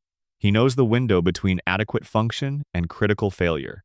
He has structured Burns's entire daily and weekly routine around the requirements of keeping that window open. This is not administrative support in any normal sense. This is the management of a life support system that requires expert scheduling, perfect recall, and the constant monitoring of a body that is operating well outside normal biological parameters. If Smithers makes a mistake, Burns dies. Not eventually, within the week of the mistreatment. The margin for error is zero. Smithers has been maintaining zero-error performance of this function for decades. The show acknowledges this in the way it stages the episodes where Smithers is absent or incapacitated. Burns cannot manage himself. He is helpless in a way that goes beyond ordinary incompetence. He cannot remember appointments, cannot recognize dangers, cannot navigate basic interactions without someone translating them. In several episodes, Burns's behavior without Smithers deteriorates rapidly toward the catastrophic. Smithers is not a convenience to Burns. He is a necessary component. This creates a dynamic between them that is more complex than either devotion or exploitation, though it contains both. Smithers knows he is necessary, not in the sense that he tells himself this for comfort, but in the sense that he has observed, with empirical clarity, what happens to Burns when he is not there. He has watched Burns fail without him. He knows that no one else could perform his function. He knows that his absence would kill his employer. This knowledge is power, real power. More power, arguably, than anyone else in Springfield has over Burns, and Smithers never uses it. This is the question that the show raises in several episodes and never resolves. There are moments when Smithers, for various reasons, is pushed to a point where leaving would be the rational response. Burns fires him at various points. Burns treats him badly. Burns pursues destructive schemes that Smithers finds morally objectionable and is forced to enable. In all of these moments, Smithers is in possession of the one lever that could shut the whole operation down. He could leave. He could leave and not come back, and in a week, Burns's maintenance schedule would collapse, and the diseases would surge, and the equilibrium would fail. He never leaves. He comes back. Every time. Even when the circumstances of his departure would justify staying away. He returns, he resumes, he continues managing. The show gives the love as the explanation. He loves Burns. The love is what keeps him there. And the love is real. But consider the love from another angle. Smithers grew up in the shadow of Burns. His father worked for Burns, died in service of Burns's projects, was essentially sacrificed to Burns's operational needs before Smithers was old enough to understand what was happening. The specific details of Wayland Smithers Sr.'s death in service of Burns were referenced in one of the show's most tragic backstory reveals, handled with the show's characteristic combination of tonal whiplash and unexpected emotional weight. Smithers grew up knowing that his father died for Burns. He grew up in a world where Burns was the most present and powerful force, more present than a living father, more powerful than any other authority. This is not a foundation for healthy attachment. This is the foundation for the specific kind of devotion that looks like love and functions like compulsion. Smithers did not choose Burns the way you choose a person. Smithers was shaped around Burns, the way you're shaped around a loss that happened before you had the language to name it. Burns is not Smithers's love object in the ordinary sense. Burns is the closest thing to a father figure that Smithers has, because Burns is the person who has been most present in his life for longest, because the original father was taken to serve Burns's interests, because Smithers has spent his adult life completing the sacrifice that started with his father. This is not a comedic subplot. This is a psychological portrait of inherited devotion, of a man serving a system that destroyed his family, serving it not because he can't see what it is, but because not serving it would require him to confront what it cost. Smithers is extremely competent in almost every domain the show tests him in. He is organized, intelligent, socially capable, emotionally perceptive in ways that Burns conspicuously is not. In the episodes where Smithers operates independently, he demonstrates the full range of a capable adult managing his own life. He has interests. He has friends. He has the capacities for a full and independent existence. He has chosen not to have that existence. He has chosen to compress himself into the space Burns's life provides, to make himself useful to a system that would consume him if it could, to love someone who cannot love him back in the way love is supposed to work, because the alternative is to be the person whose father died for nothing, whose childhood was organized around an employer who will never acknowledge the debt he owes, whose love was given to the wrong person before he was old enough to know there were other options. The show gives Smithers occasional episodes of liberation. He leaves Burns, he tries other things, he meets people, he begins to live, and then he comes back. The orbit is too established. The center of gravity is too strong. He returns to the desk, to the schedule, to the weekly treatment that keeps Burns alive and keeps Smithers in the only role he knows how to fully occupy. Waylon Smithers, Jr. has the most stable and most quietly devastating story in the show. He is a good man serving a bad system, and he knows it, and he keeps serving it anyway, because the knowing and the doing have never been connected for him in the way they'd need to be for anything to change. The machine runs. Smithers schedules the maintenance. And some part of him, probably a part he doesn't visit very often, remembers a father who ran the same machine before him and wonders, without letting the wondering go anywhere, when it will be enough. Section 9. Principal Skinner. Armin Tamzarian. The Lie That Became a Man.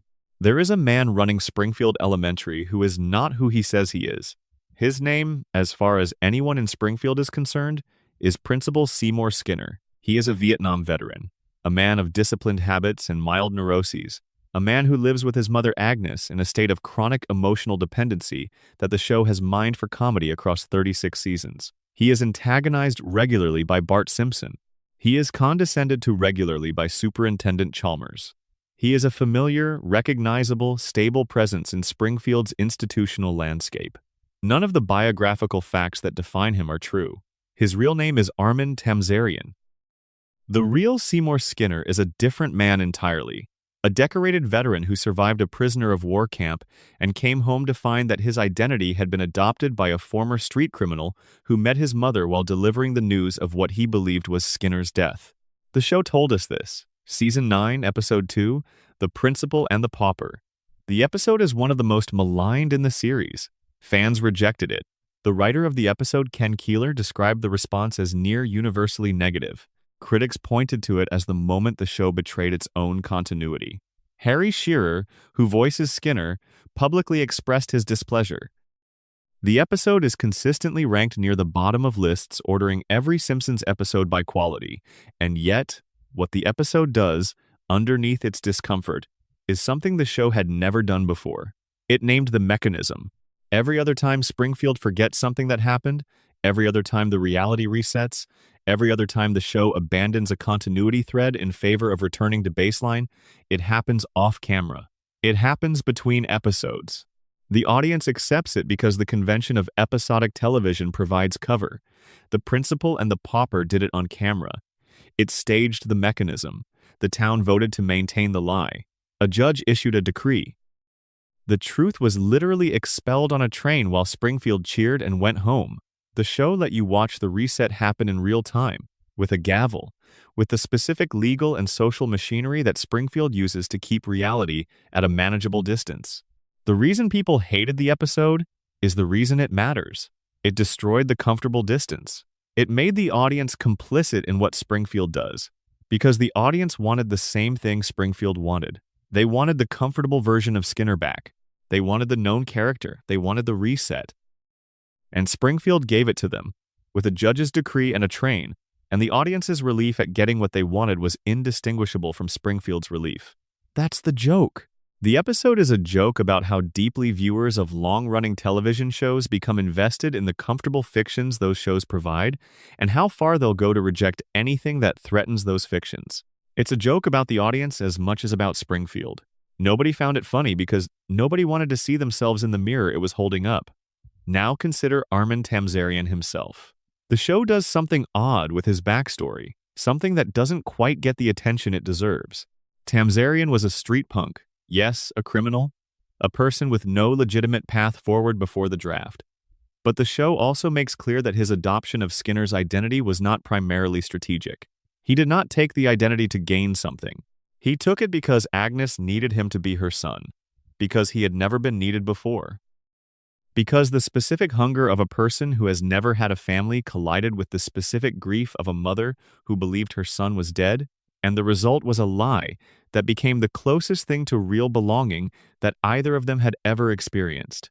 Tamzarian became Skinner, and in becoming Skinner, he became the son Agnes had.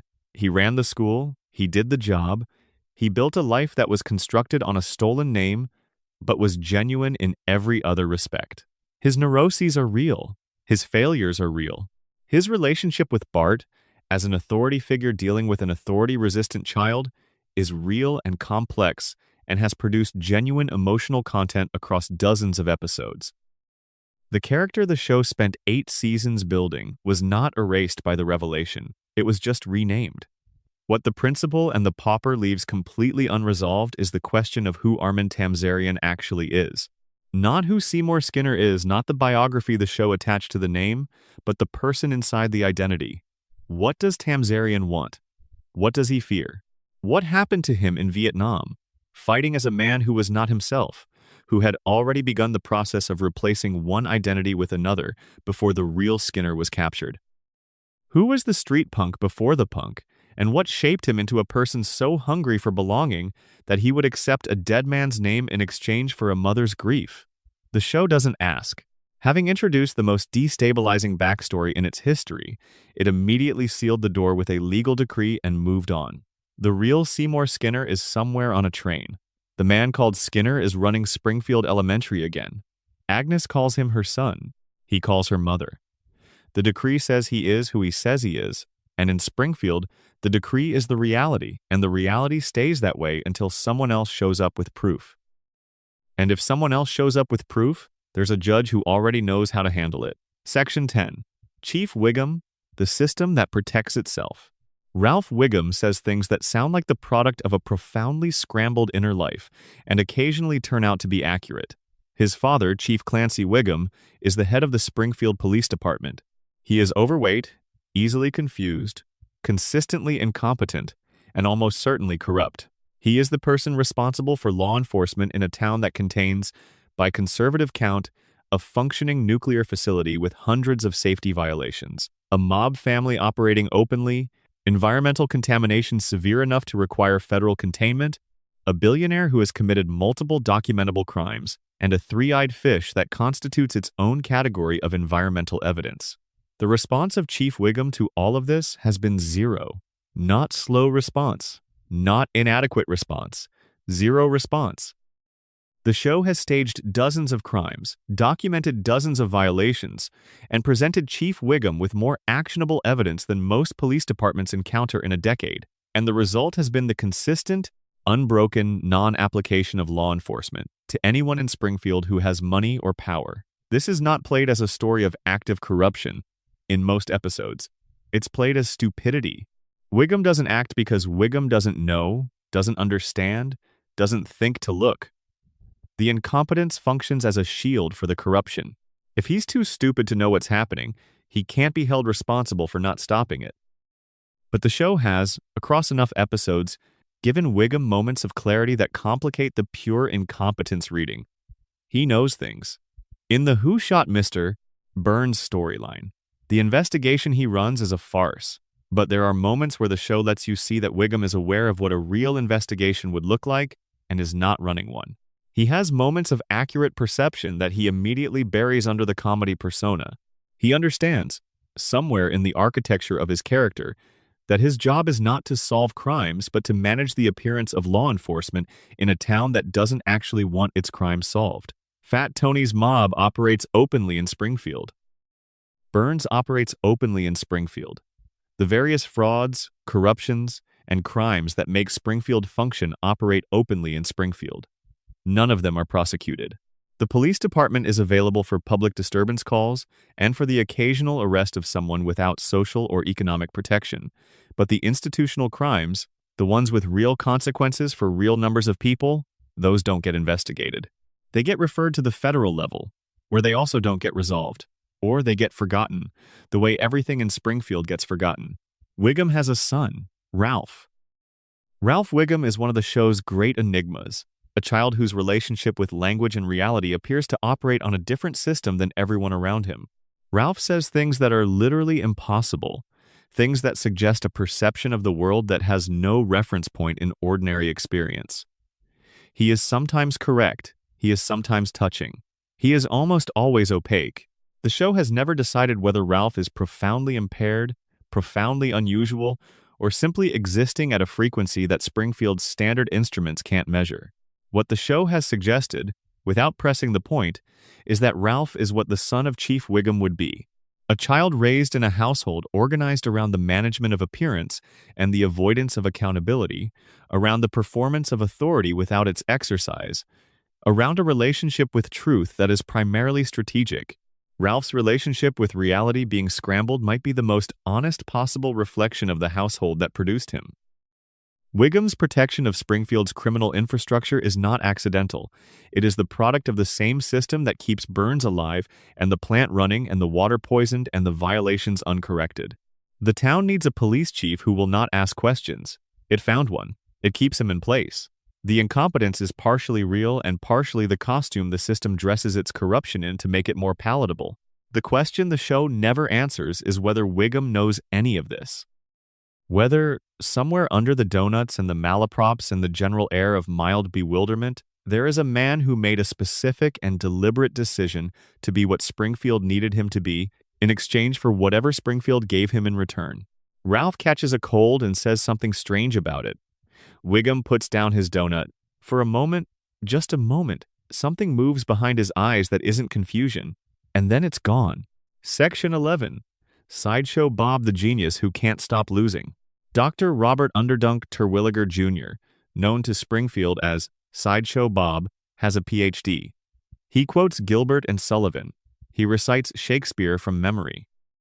He understands classical music, theater, literature, and opera at a level that no other resident of Springfield can match. He is, in purely intellectual terms, the most formally educated person in the show's universe, and he applies this education primarily toward the goal of murdering a 10-year-old boy. The absurdity of this gap, the most brilliant character in Springfield versus his nemesis being Bart Simpson, is the engine of their relationship. And the show has run that engine for 36 seasons, and the engine has produced comedy, and the comedy has been good. But there is something else in the engine that the comedy keeps you from looking at, something the show introduces in fragments and never assembles into a complete picture. Bob was Krusty the Clown's sidekick. This is the career his education and his ambition produced. He was a formally trained, highly intelligent man who ended up in a clown suit doing pratfalls for a comedian who barely knew his lines. The show attributes this to Bob's own scheming, his attempted murder of Krusty, his burning desire for recognition. But the question of how a person with Bob's capabilities ended up as a sidekick in the first place is one the show only glances at. The working theory is that Springfield is the kind of place that produces this outcome. That a man with Bob's specific combination of gifts, classical education, theatrical ambition, intelligence, and emotional intensity simply does not have a channel in Springfield. The town cannot accommodate him. The intellectual landscape of Springfield is so thoroughly dominated by television, donuts, and the management of basic disasters that Bob has nowhere to put what he is. The clown show was the closest thing available to a theatrical outlet. He took it. He hated being subordinate to someone he considered his intellectual inferior, which in Krusty's case is a very low bar he managed to be well below anyway. He tried to take what he felt he deserved. He went to prison. The prison release attempt prison loop that defines Bob's narrative is one of the show's most formally elegant structures. He is released. He finds Bart. He constructs a plan. The plan fails because Bart is 10 and Bob is brilliant, and somehow this 10-year-old consistently wins. Bob returns to prison. Repeat, the loss streak is staggering. Bob is smarter than everyone he encounters, by a significant margin, and he has lost to a child every single time they've engaged. The show uses this for comedy. The impossibility of it is funny. Bob's eloquent despair in the face of yet another humiliating defeat at the hands of someone who hasn't graduated elementary school is genuinely entertaining. But the pattern is also saying something about the relationship between intelligence and power. Bob has intelligence and nothing else. He has no money. He has no institutional backing. He has no social network that isn't comprised of people who want him incarcerated. He has his brain, his ambition, and a legitimate grievance against a child who correctly identified him as a criminal and was believed. His intelligence is extraordinary. It is completely insufficient in Springfield's specific gravity to compensate for everything else he lacks. Bart, by contrast, has the protection of the family structure, the social fabric of Springfield's lower class, the specific advantages of being a child that adults are inclined to protect, and 36 years of plot-level immunity from actual harm. The fight is not even. It was never even. Bob has brought a PhD to a fight that Bart was born to win. There's a thread the show introduced in Bob's backstory and never fully pulled: his family. The Terwilligers are a family of educated, ambitious people who have consistently produced individuals capable of elaborate criminal scheming. Bob's brother Cecil is nearly his equal in intelligence and even more specifically motivated by grievance. The family dynamic suggests a household where extreme competitiveness and extreme intellectual expectations combine to produce people who channel their ambitions sideways into crime because the legitimate channels were somehow inaccessible or inadequate. What happened in the Terwilliger household? The show gives us Cecil's jealousy of Bob. Cecil auditioned for the crusty sidekick position and was passed over in favor of Bob, setting off his own criminal trajectory. This suggests a family pattern rather than individual pathology.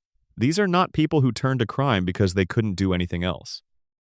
They are people who turned to crime specifically because they could do everything else, and doing everything else wasn't enough. The show never examined this. It set up the pieces and decided the comedy of Bob's repeated failures was more useful than the tragedy of how he got here. One episode gave Bob the closest thing to an answer: Cape Fear.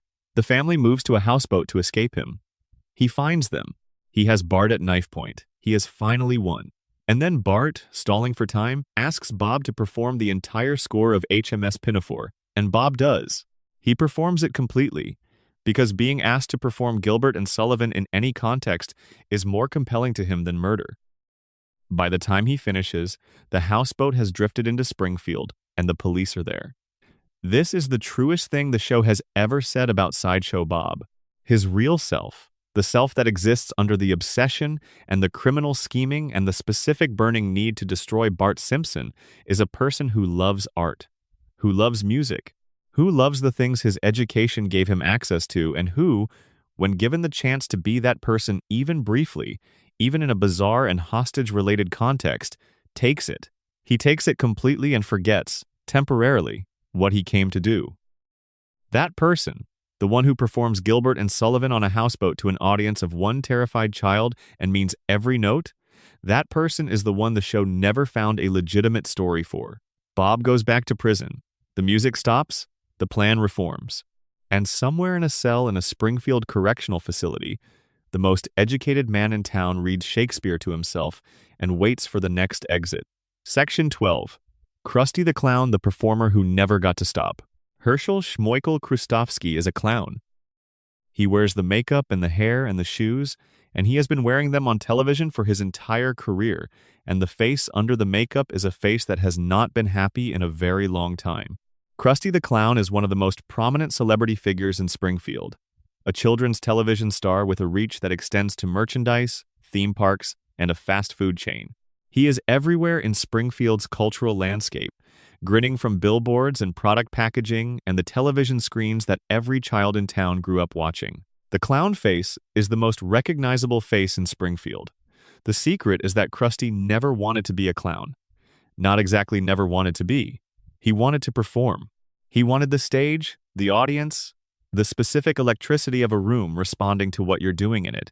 He has real comedic gifts.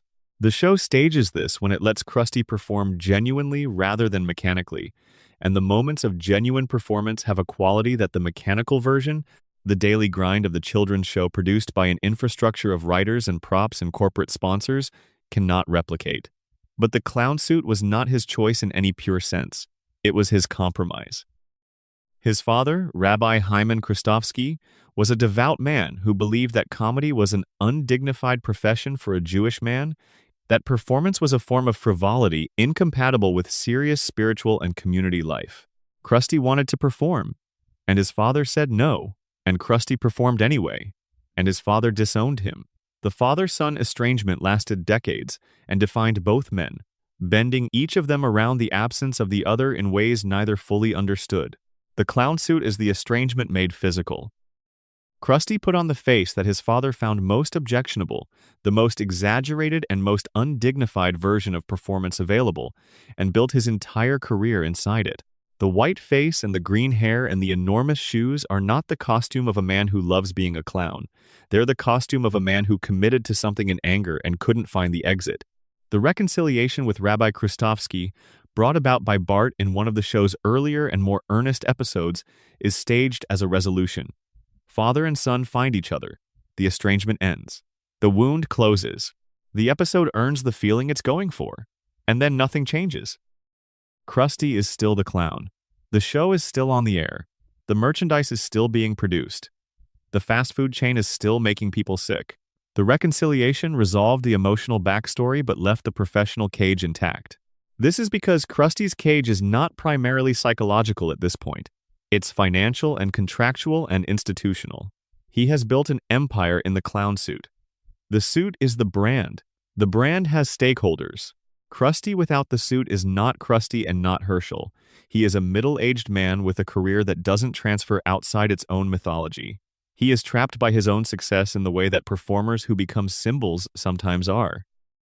The symbol has more requirements than the person inside it can meet, and the gap between them grows wider the longer the symbol runs. Krusty has a gambling problem. The show has addressed this. He has a drinking problem.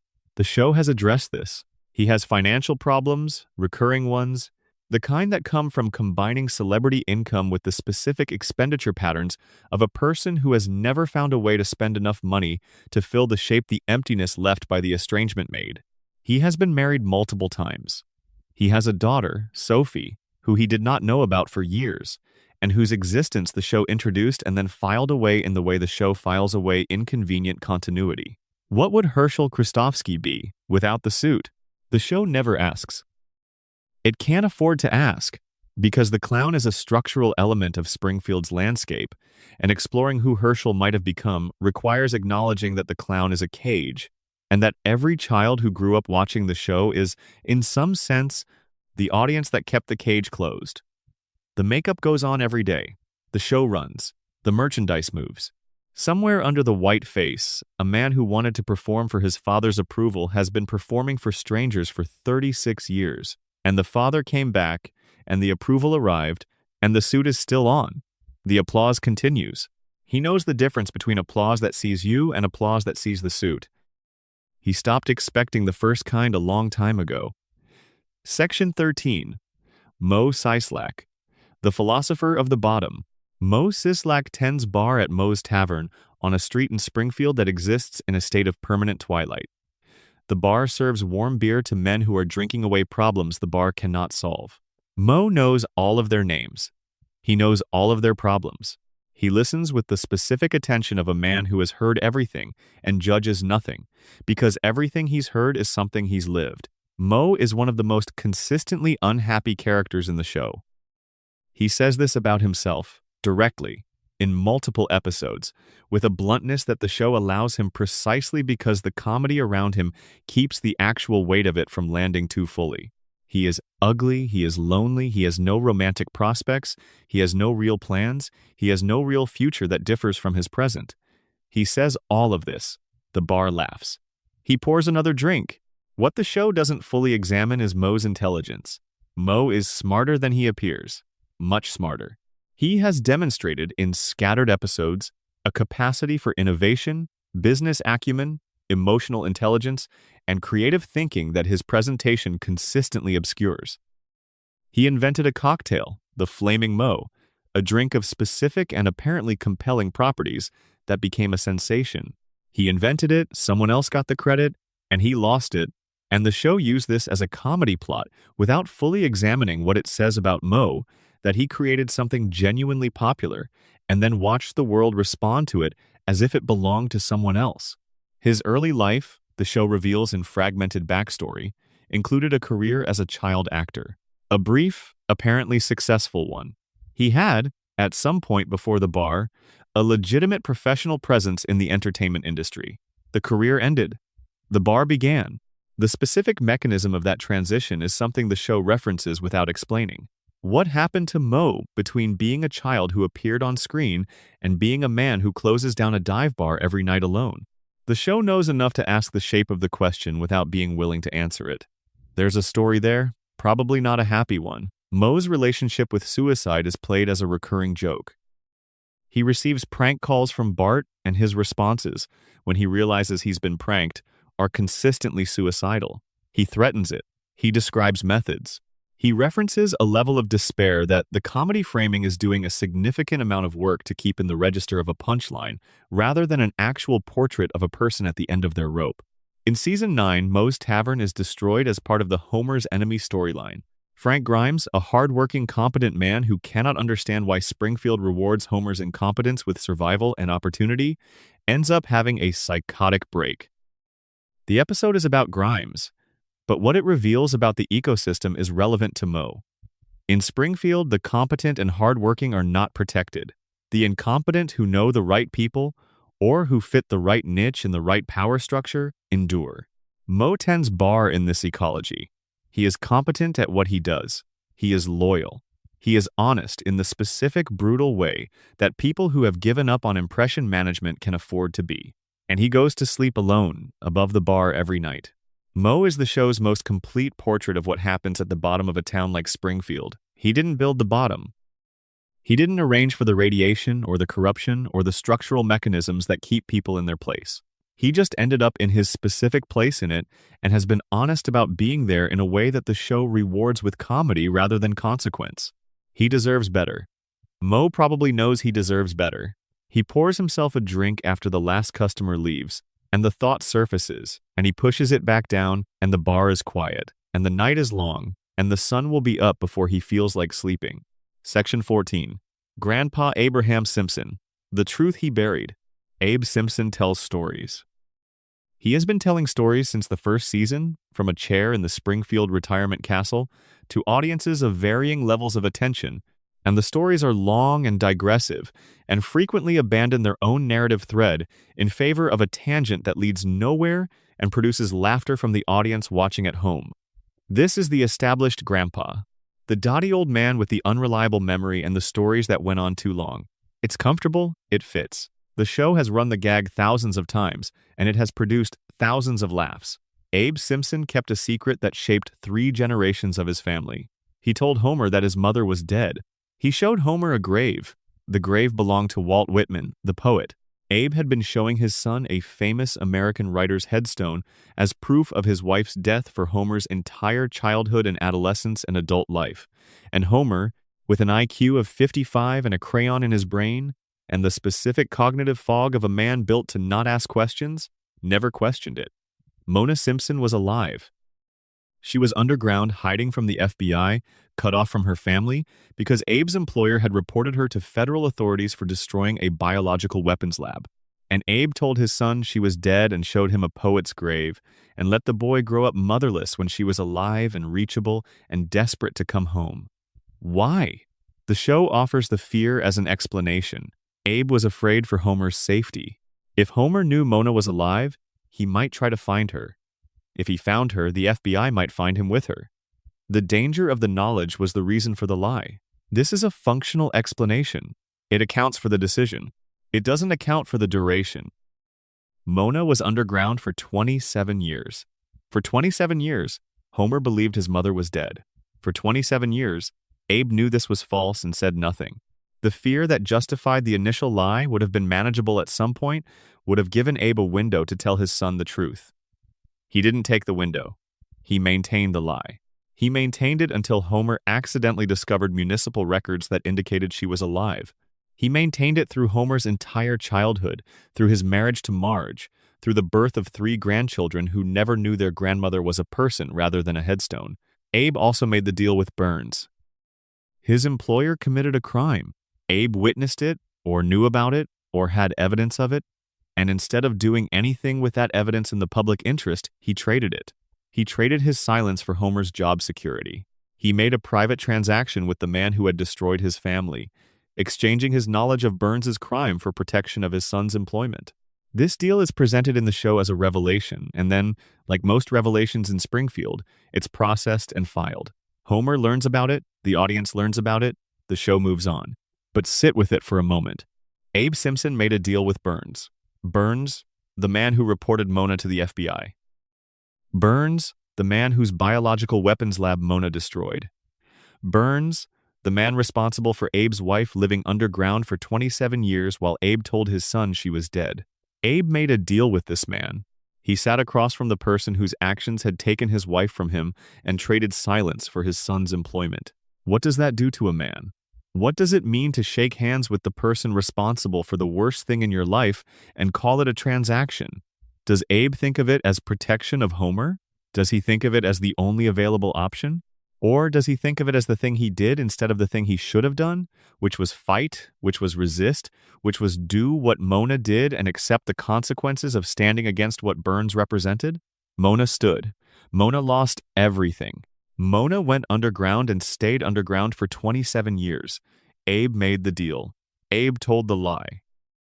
Abe showed the wrong headstone to his son for the entirety of his son's childhood and called it love. The stories he tells from the chair in the retirement home go nowhere and contradict themselves and trail off in the middle. They've always seemed like the stories of a man with a failing memory. Maybe they're the stories of a man who can't tell the real ones. Who has something true and heavy sitting in him and no way to get it out? Because getting it out means telling Homer what he did, and what he did to his son is something that doesn't survive the telling without destroying what's left of the relationship. So Abe tells stories about onions on belts and whatnot, and the room laughs. And the truth stays in him, wherever he keeps it, getting heavier. Section 15. Hans Moleman, the oldest young man in Springfield. Hans Moleman is 31 years old. He stated his age as 31 years old in one of the show's canonical episodes, and there is no reason within the show's universe to believe he was lying. He appeared to be in his 80s or 90s when he said this. He has appeared to be in his 80s or 90s in every other episode in which he appears, which is most episodes, because Hans Moleman exists in Springfield the way a bruise exists after an injury. He's there, without particular explanation, usually getting hurt. Moleman has been killed more times than any other character in the show. He has been run over, crushed, buried alive, eaten, drowned, incinerated, struck by lightning, and killed in a number of other ways that the show stages without particular ceremony, and that he survives without explanation. He dies and returns. He dies again and returns again. The cycle is endless, and the show treats it as furniture, as a running background gag that requires no justification because it's too minor a thing to justify. But the age. A 31-year-old man who appears to be in his 80s in Springfield. In a town where the nuclear power plant has been leaking radiation into the water supply since before anyone can remember. In a town where the environmental contamination is severe enough that the federal government eventually decided physical containment was the appropriate response. In a town where three-eyed fish swim in the rivers and the people are yellow and nobody ages and the rules of biology apply in a negotiated and inconsistent way. What happened to Hans Moleman? The radiation theory says Moleman represents the most extreme, visible mutation the plant has produced in a human subject. The plant aged him. Something in the contamination accelerated his cellular deterioration with enough force and enough consistency to convert a man in his early 30s into someone who appears to be in his late 80s within what must have been a very short period of time. His body was changed faster and more dramatically than anyone else in Springfield, and the same mutation that aged him so catastrophically made him nearly indestructible afterward, as if the rapid aging burned through something and stabilized at a new floor. This would explain both things, the apparent age and the death resistance.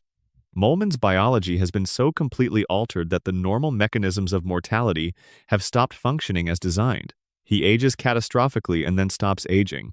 He dies and reconstitutes. He is a walking edge case, the most complete example of what Burns's contamination does to human biology when it works without moderation. And nobody in Springfield takes any of this as evidence of anything. He falls over and people step around him. He dies, and the next episode he's at the Springfield retirement castle, or wandering a street corner, or being hit by Homer's car. The show makes this invisible by staging it always as background, always as a quick beat before the main action resumes. Molman once said, in a line delivered without apparent irony, that he had lived a very long time, but had never achieved anything or been remembered for anything. The line is funny in context and heartbreaking out of it.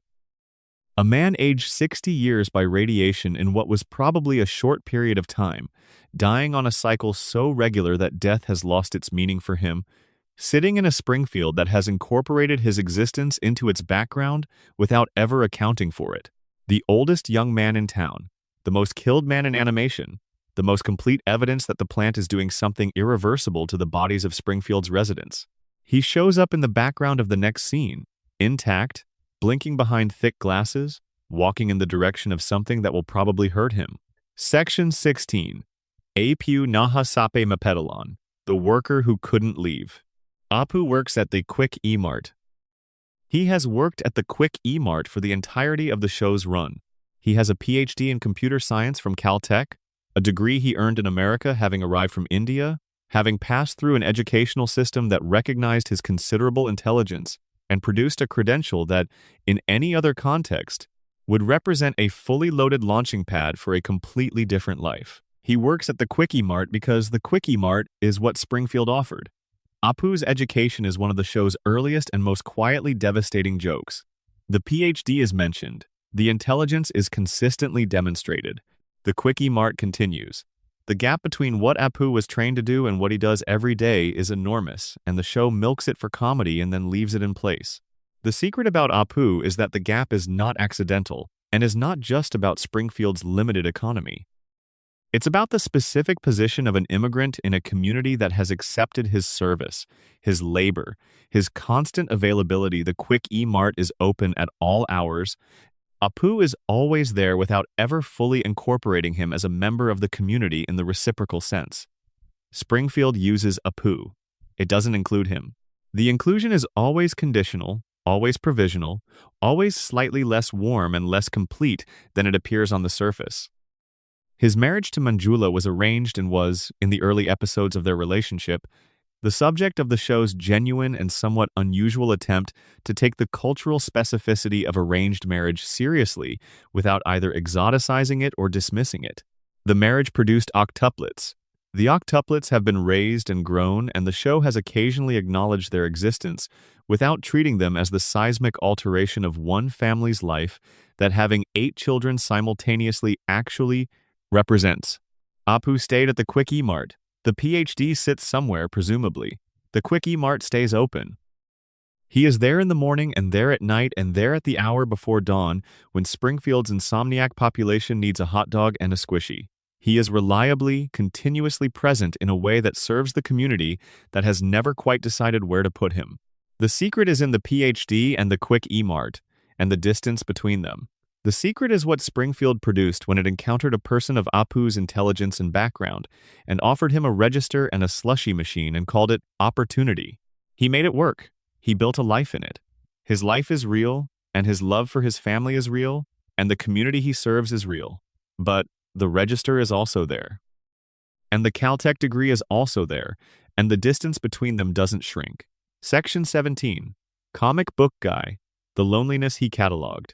Jeffrey Albertson, known universally as Comic Book Guy, runs the android's dungeon and baseball card shop. He is morbidly obese, deeply alone, and has organized his life around the collection and evaluation of popular culture to a degree that has replaced most of the functions that ordinary social connection would otherwise serve. The show uses him primarily as a vehicle for the worst episode ever catchphrase and the archetype of the obsessive collector who substitutes depth of knowledge about media for the messier and less controllable work of actual human relationship. This is a comedy archetype that the show deploys efficiently and that works reliably. What the show has done in intermittent moments, and then walked away from, is let Comic Book Guy be something else. There's an episode where he almost dies from a heart attack and spends a day living rather than cataloging. There's an episode where he falls in love, genuinely and vulnerably, and with a complete absence of irony. There are moments where the archetype drops and a person appears, someone who knows everything about fictional worlds and almost nothing about how to be in a real one. The collection is the secret. Not the content of the collection, the function of it. The android's dungeon is a physical representation of a mind that has made meaning out of media because making meaning out of human relationship was, at some point that the show never specifies, too difficult, or too painful, or too likely to end badly. He knows the value of everything in the store. He can grade and date and authenticate any piece of popular culture memorabilia you bring him. He cannot have a conversation without it becoming a critique. He cannot engage without evaluating. The evaluative reflex that the collection requires has colonized all other modes of engagement. The loneliness of this is visible in the moments the show allows it to surface. And then it's put back under the archetype, and the archetype walks back into the store, and the door closes, and he's alone with the collection. Section 18. Snake Jailbird. The criminal Springfield needs. Springfield needs Snake. This is not obvious, but it becomes clear if you watch the show with a specific question in mind. Who commits the crimes in Springfield that are committed in public, that are committed against ordinary residents rather than institutions, that produce the kind of visible criminal activity that the community can respond to? Snake. Snake robs the Quick E-Mart. Snake steals cars. Snake does the street-level crime that exists in every functioning narrative ecosystem, because without crime at the street level, the institutions of crime management have no justification for existing. Wiggum needs Snake. The Springfield Police Department, such as it is, requires the existence of criminals it can visibly and publicly pursue in order to maintain the appearance of a functioning law enforcement agency while doing absolutely nothing about the actual institutional crimes that run Springfield. Snake provides the crimes that Wiggum can solve or at least appear to be working on, while the real damage being done to Springfield by Burns and the plant and the mob and the corruption goes unaddressed. Snake is the designated criminal. The show has given him enough backstory fragments to suggest a real history, real motivations, a real path from somewhere legitimate to the Quick E-Mart robbery. But the show has never fully assembled these fragments because doing so would turn the designated criminal into a person, and persons are harder to use as institutional cover. He has a son. The son is in juvie and respects Snake in the way that children respect parents, who are completely honest about who they are, which is sometimes more than they respect parents who perform better but less authentically. The relationship between Snake and his son is one of the show's most infrequently examined dynamics, and one of its most honest when it does surface. Snake drives away. The sirens follow. The show continues. Wiggum has something to do. Section 19. Mayor Quimby, the man who stays because nobody better runs. Mayor Joe Quimby is corrupt. The show has never been ambiguous about this. He accepts bribes, he awards contracts to political donors, he maintains multiple mistresses on the public dollar. He responds to crises with the specific combination of blustering authority and complete incompetence that characterizes officials who were elected for reasons entirely separate from governing ability. The secret about Mayor Quimby is that Springfield knows all of this and keeps electing him, not because they're unaware. The show has staged multiple moments where Springfield's residents express clear and direct awareness of Quimby's corruption. They know. They vote for him anyway. They vote for him not in spite of the corruption but in accommodation with it, the way that communities sometimes decide that the known corrupt official is preferable to the unknown quantity of a replacement. The structural reason for Quimby's persistence is that his corruption is integrated into Springfield's power structure in a way that makes him functional. He provides what the system needs. He approves what needs approving. He ignores what needs ignoring. He is the political layer of the same machine that includes Burns at the top and Wiggum in the middle and Homer at the bottom. Each layer serves the layer above it. Each layer gets something for the service. Quimby gets his lifestyle. Wiggum gets his donuts. Homer gets his job. What Springfield never gets is actual governance. What it gets instead is the performance of governance. Press conferences, ribbon cuttings, proclamations, the theatrical elements of a functioning democracy that exist in the place of the actual substance. Quimby knows how to perform this. He has been performing it for 36 years. The accent, the mannerisms, the specific rhetorical style, these are the costume of a man who understood early that in Springfield, the performance of authority is sufficient to maintain it. What would happen if someone actually ran for mayor of Springfield with the intent to govern rather than perform? The show has explored this in episodes where an honest candidate challenges Quimby. The honest candidate almost always loses, and when they win, the structural inertia of Springfield's actual power dynamics converts their governance into something that looks increasingly like Quimby's. The system is not run by the person at the top. The person at the top runs in the system's service. Quimby knows this. He has always known this. The corruption is not a betrayal of the system.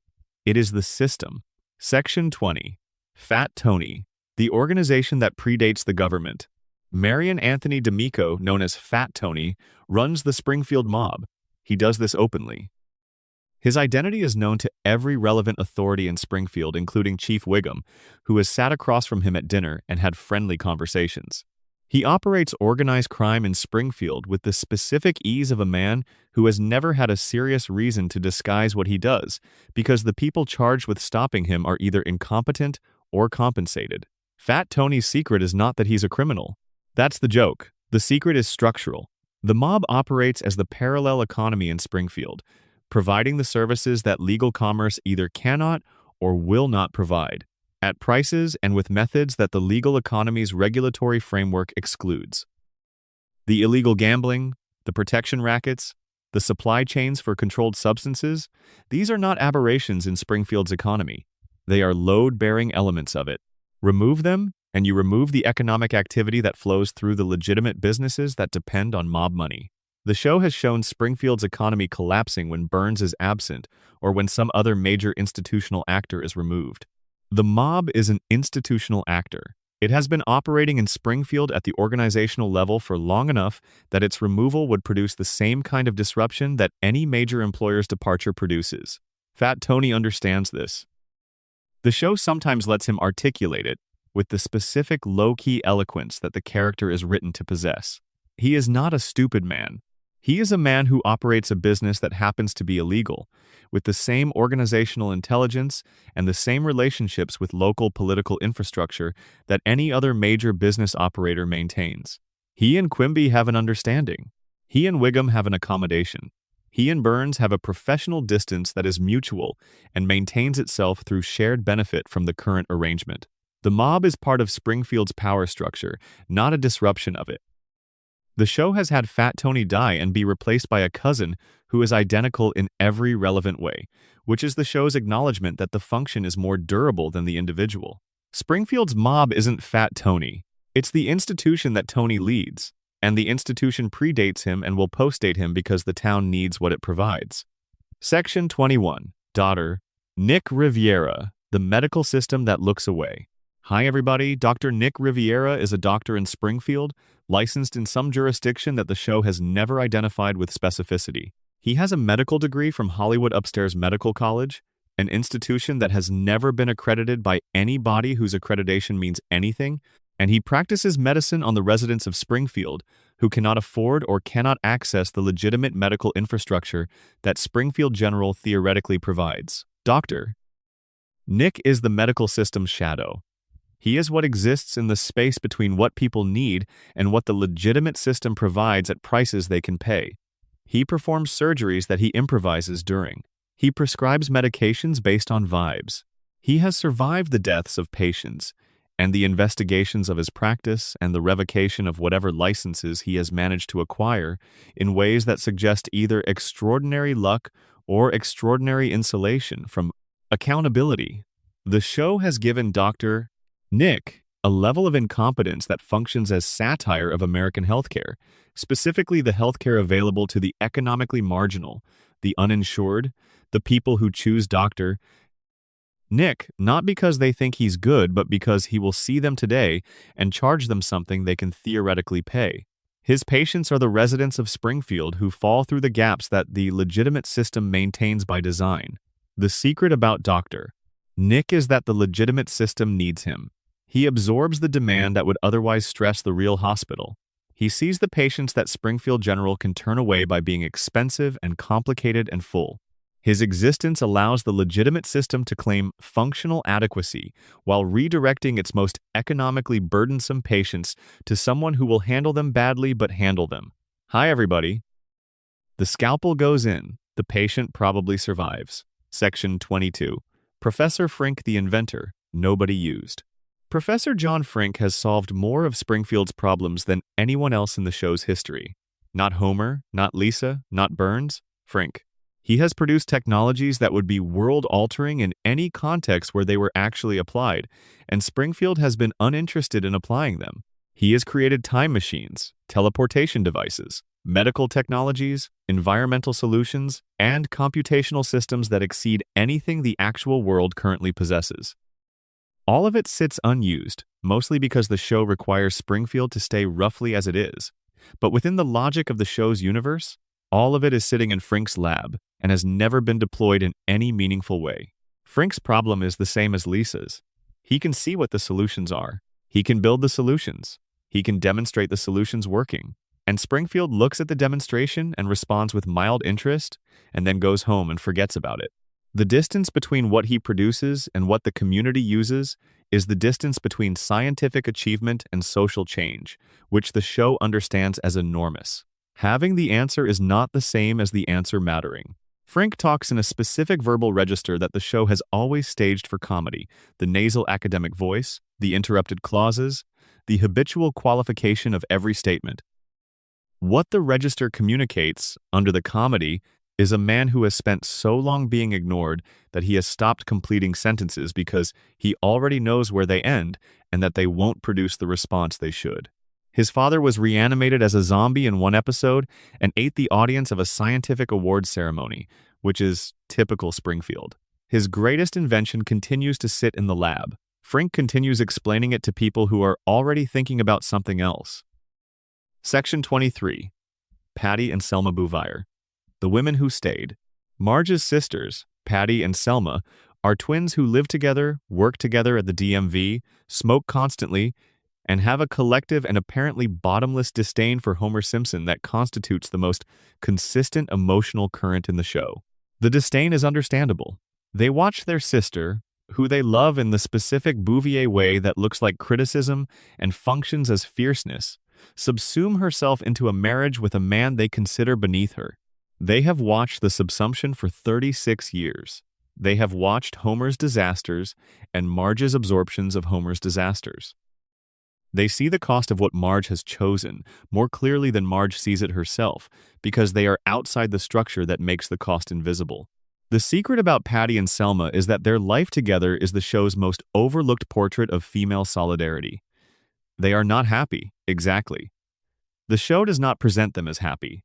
They smoke. They watch their stories. They have a revolving door of disappointing relationships. They go to work at the DMV with the enthusiasm of people who chose the DMV specifically because it requires nothing of them that would generate disappointment, but they have each other.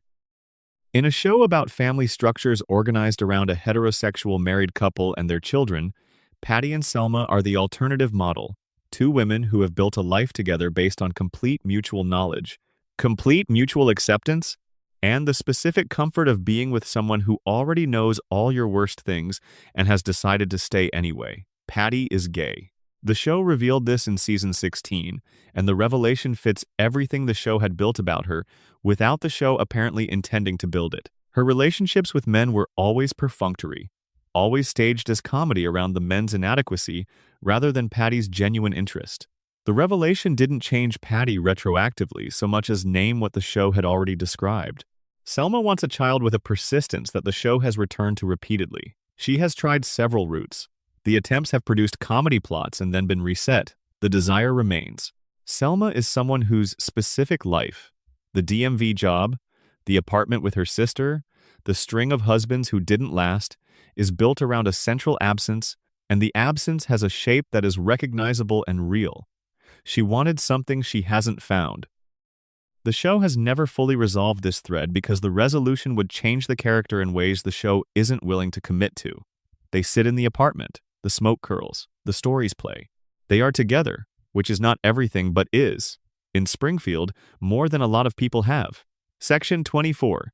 Kent Brockman, the news that stopped being news. Kent Brockman delivers the news in Springfield. He does this with the hair and the suit and the specific authoritative register of a man who has confused the performance of news delivery with actual journalism, which in American television is an occupational hazard rather than an exceptional case. Brockman's secret is that he knows the difference. He knows what journalism is supposed to be, and he is not doing it. The show has given him, in multiple episodes, the moment of clarity where a real story is in front of him, and the structural incentives of his industry are pointing him away from it, and he follows the incentives. He knows he's following the incentives. He does it anyway. The episode where he welcomes the ant overlords in a moment of panic is comedy. The pattern of his reporting across 36 seasons is a portrait of what commercial television does to the journalism function. Brockman covers the stories that get ratings. The stories that get ratings are not the stories that matter. The stories that matter, the plant violations, the water contamination, the billionaire's century-long manipulation of Springfield's political and economic structure, these get 30 seconds after the feel-good piece about the talking dog. He has enough intelligence to know this. The intelligence has never been sufficient to change it. Kent Brockman's tragedy is that he is good at the wrong job and has been doing it long enough that the wrong job has become the only job he knows.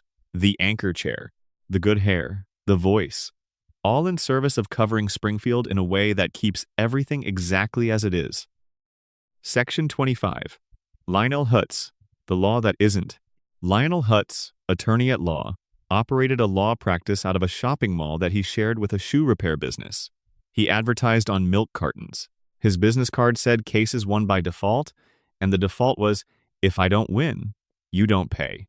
His success rate was such that the if I don't win scenario occurred with notable regularity. Hutz was Springfield's access to legal representation for people who couldn't afford actual lawyers. He was what stood between the residents of Springfield without money or connections and the full weight of a legal system that was, like every other system in Springfield, tilted toward the people who had already won. What Hutz understood, and what the comedy of his incompetence obscures, is that he was taking cases. He showed up. He filed the paperwork. He stood in front of judges and argued on behalf of clients who otherwise would have had no one arguing for them. The arguments were bad, and the strategy was sometimes incoherent, and the billing practices were ethically flexible in ways that made the Bar Association nervous. But he was there.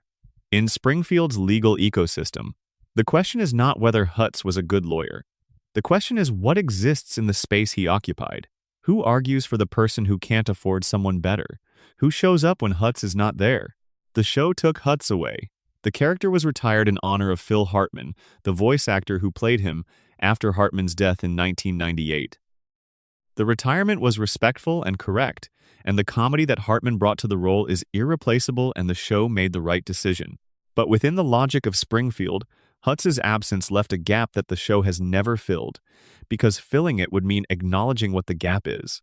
The people of Springfield who needed him still need someone. The someone is not there. The briefcase opens. The business cards fall out. The cards say works for food. He was the worst lawyer in Springfield. He was also the only one who would take your case. Section 26. The mystery of Springfield itself, a town that thinks for its residents. Every character in this video, every secret, every buried thread, every unresolved mystery exists within a container. The container is Springfield. Springfield is not just the setting of the show. It is the mechanism. It is the active force that produces, sustains, and reproduces the conditions that generate every mystery and every secret we've spent this time with. Burns doesn't stay alive accidentally. He stays alive because Springfield's economy requires his survival. The plant doesn't keep running accidentally. It runs because Springfield's infrastructure requires its operation. Homer doesn't keep his job accidentally. He keeps it because a deal was made, and deals in Springfield stay made, because the alternative is looking at what the deals cost. The characters don't age because Springfield doesn't age. The town exists in permanent institutional suspension, in the same state it was in on the first day the show set it up. Because the show requires this, and because the show understands, at some level of authorial intuition, that this is what its audience needs from it. A place that stays the same, a family that stays intact, a loop that holds. Every fan theory about the show, the radiation, the coma, the collective denial, the immortality, every one of them is trying to answer the same question. Why doesn't Springfield change? And every one of them answers it differently, but the answers all converge on the same place. Springfield doesn't change because the people in it can't change. They can't change because the system they live in isn't designed to allow it. The system is designed to reproduce itself, to maintain the power structures that allow it to reproduce, to manage the people who might challenge those structures, and to ensure that the next generation inherits the same conditions the current one is living in. This is what towns do. This is what institutions do. This is what every power structure in the history of human civilization has done, with varying levels of sophistication and success. Springfield just does it with cartoon characters and a yellow palette, and 36 seasons of comedy to keep the implications from arriving with their full weight. The secrets aren't hidden. They're visible. They've always been visible. The show has been showing them to you, one episode at a time, for 36 years. Bart's learning profile, Lisa's loneliness, Maggie's watch, Homer's engineering, Marge's cost, Burns's machinery, Ned's cage, Smithers's devotion, Skinner's theft, Wiggum's service, Bob's tragedy, every one of them visible in the show that's always on, that you can always come back to, that will always be there on the screen. The same family, on the same couch, in the same house, on the same street, in the same town that is everywhere and nowhere, that was here before you and will be here after. That's what you're watching. When you're watching The Simpsons, you're watching a mirror. You're watching the place you grew up in, or a version of it. A version that's been distilled into its most essential components and given a yellow tint and a laugh track. You're watching the systems that shaped you, operated by characters you love, producing outcomes that are funny when you're not looking closely and heartbreaking when you are. Closing. What the show kept. 36 years. Nearly 800 episodes. Every character you've heard about tonight, every secret, every buried thread. The show kept all of it. It didn't resolve the mysteries because the mysteries are the truth. Springfield is the way it is because that's how it was built, and the people it was built to serve made sure it stayed built that way. The characters are who they are because the system that produced them needed them to be those things, in those places, doing those functions. The loop runs because the loop serves something. And you've been watching it for 36 years. You came back season after season, episode after episode, because the loop holds something you need it to hold. The family on the couch, the theme song, the specific feeling of a world that is always there, always intact, always ready to start again. The show never explained the secrets because explaining them would mean ending them, and ending them would mean letting the family change. And letting the family change would mean the show becomes something else. Something that doesn't hold what it was built to hold. So the secrets stay, and the show runs, and the family stays on the couch. And Bart is 10, and Lisa is 8, and Maggie watches with enormous eyes and says nothing, and Homer comes home from the plant, and Marge holds her shape, and the loop runs one more time. You're tired. You've been in Springfield for a long time tonight. The couch is yours now. The family is on the screen, the theme plays, everything stays the same. That's the whole point. That's always been the whole point. Section 28. Nelson Muntz. The boy who was never supposed to survive this long. Nelson Muntz laughs at everything. The laugh is the famous thing. That sharp, pointing, two-syllable sound that has been the show's shorthand for mockery since the earliest seasons. Ha ha. He points. He laughs. Someone fell down. Something broke. A situation escalated into embarrassment for whoever it happened to. Ha ha. The laugh has been quoted so many times in so many contexts that it has detached from Nelson entirely and become its own cultural object. What the show has never done is explain what Nelson is laughing at, underneath the thing he is pointing at. Nelson Muntz lives alone. The show established this early, reinforced it often, and treated it as a background detail rather than the staggering fact it actually is. He is 10 years old. He has been 10 years old for 36 years. And for the entire duration of those 36 years, he has lived in a house in Springfield without reliable adult supervision, without consistent meals, without the basic organizational support that childhood requires. His mother is absent in the specific way that the show codes as chosen absence rather than circumstance. She left. She came back occasionally, and then left again. She exists in Nelson's life the way weather exists in an uninsulated house present in its effects, impossible to rely on, leaving damage behind when it passes through. His father is even less present. Nelson forages. He steals food when he needs to. He has worn the same clothes across 36 seasons, not as a cartoon continuity device, but as a canonical detail the show has reinforced. Nelson wears what he has, which is not much, because nobody is buying him new things. He is fed at other people's houses more often than his own. He eats at the Simpsons table with the specific gratitude of someone for whom a home-cooked meal is an event rather than a given. And through all of this, through the absent parents and the inadequate food, and the house that the show stages as deliberately run down and neglected compared to every other house on the block, Nelson maintains the laugh. He maintains the swagger. He maintains the identity of the toughest kid in Springfield's 4th grade, the one nobody messes with, the one who points and laughs at everyone else's disasters. The laugh is armor. This is so obvious once you see it that it feels strange the show never said it directly. Nelson laughs at disasters because the alternative is being the disaster that everyone is laughing at. He learned earlier than most children learn anything that you are either the one pointing or the one being pointed at, and that the pointing is survival. So he points. He laughs. He builds the reputation that keeps the attention directed outward. But the show has, in scattered moments, let the armor slip. There are episodes where Nelson's actual situation becomes visible rather than background, where the comedy framing cannot quite contain what the episode is actually depicting, and in those moments you see the child underneath the laugh. The child who knows that nobody is coming home tonight. The child who has built a life out of whatever was left over after the people who were supposed to show up did not. The child who is tough not because toughness is his nature, but because toughness is what the specific shape of his life required. Nelson's relationship with Lisa Simpson is one of the show's most surprising and most carefully handled anomalies. They have genuine feeling for each other. The show has staged this in multiple episodes, and it has never fully condescended to it or played it entirely for comedy. What they see in each other is something the show leaves mostly implicit. Two children who exist outside the standard categories, who are each isolated by something fundamental about their situation, who recognize in each other a form of loneliness that the kids around them cannot access because they have not lived it. Lisa sees, in Nelson, someone whose intelligence is being wasted by circumstance.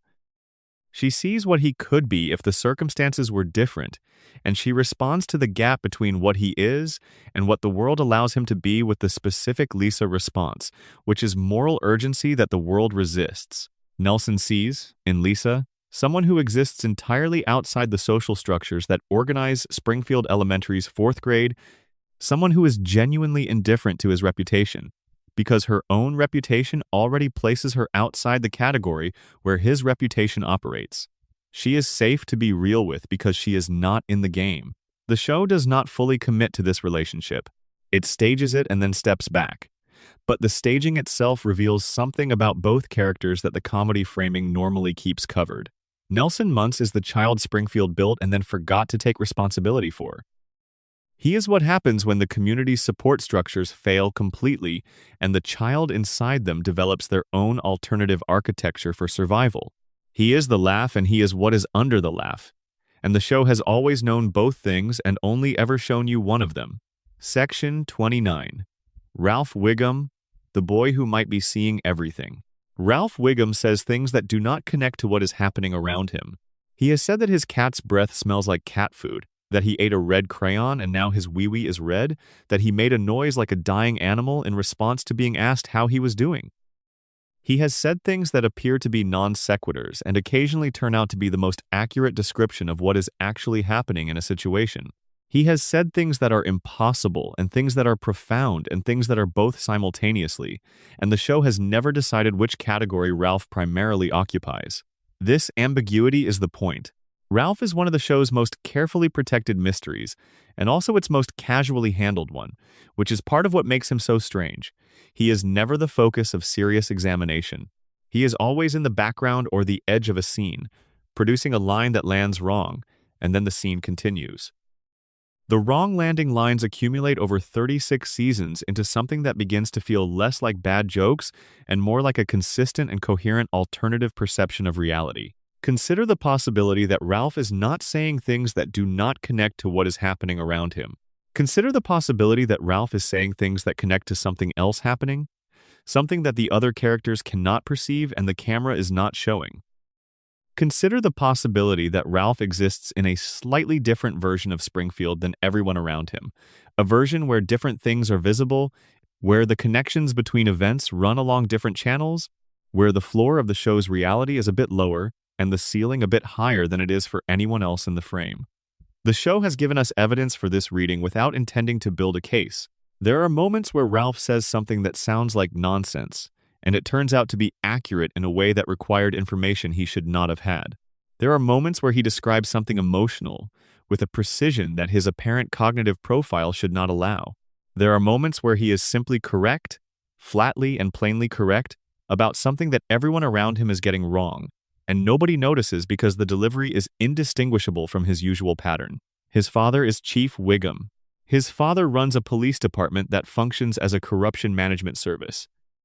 His home environment is one organized around performance, around the management of what is seen and not seen, around the specific adult practice of making things look different from what they are. What does a child produced by this environment look like if the child cannot perform the management, cannot deploy the cover, cannot make the performance work because the performance requires a theory of social reality that this child either does not possess or has simply never bothered to install? He looks like Ralph. He says what is actually happening. He describes the things that are actually there. He makes the connections that actually exist. And because the connections that actually exist in Springfield do not match the connections that Springfield's official version of itself allows, the descriptions land as nonsense. Ralph is not confused. Ralph is accurate. The confusion belongs to the world he is accurately describing. Section 30. Milhouse Van Houten, the loyal friend in an impossible position. Milhouse Van Houten has been Bart Simpson's best friend for 36 years. This is, if you think about it with any care, an almost incomprehensible degree of loyalty. Bart is not an easy person to be friends with.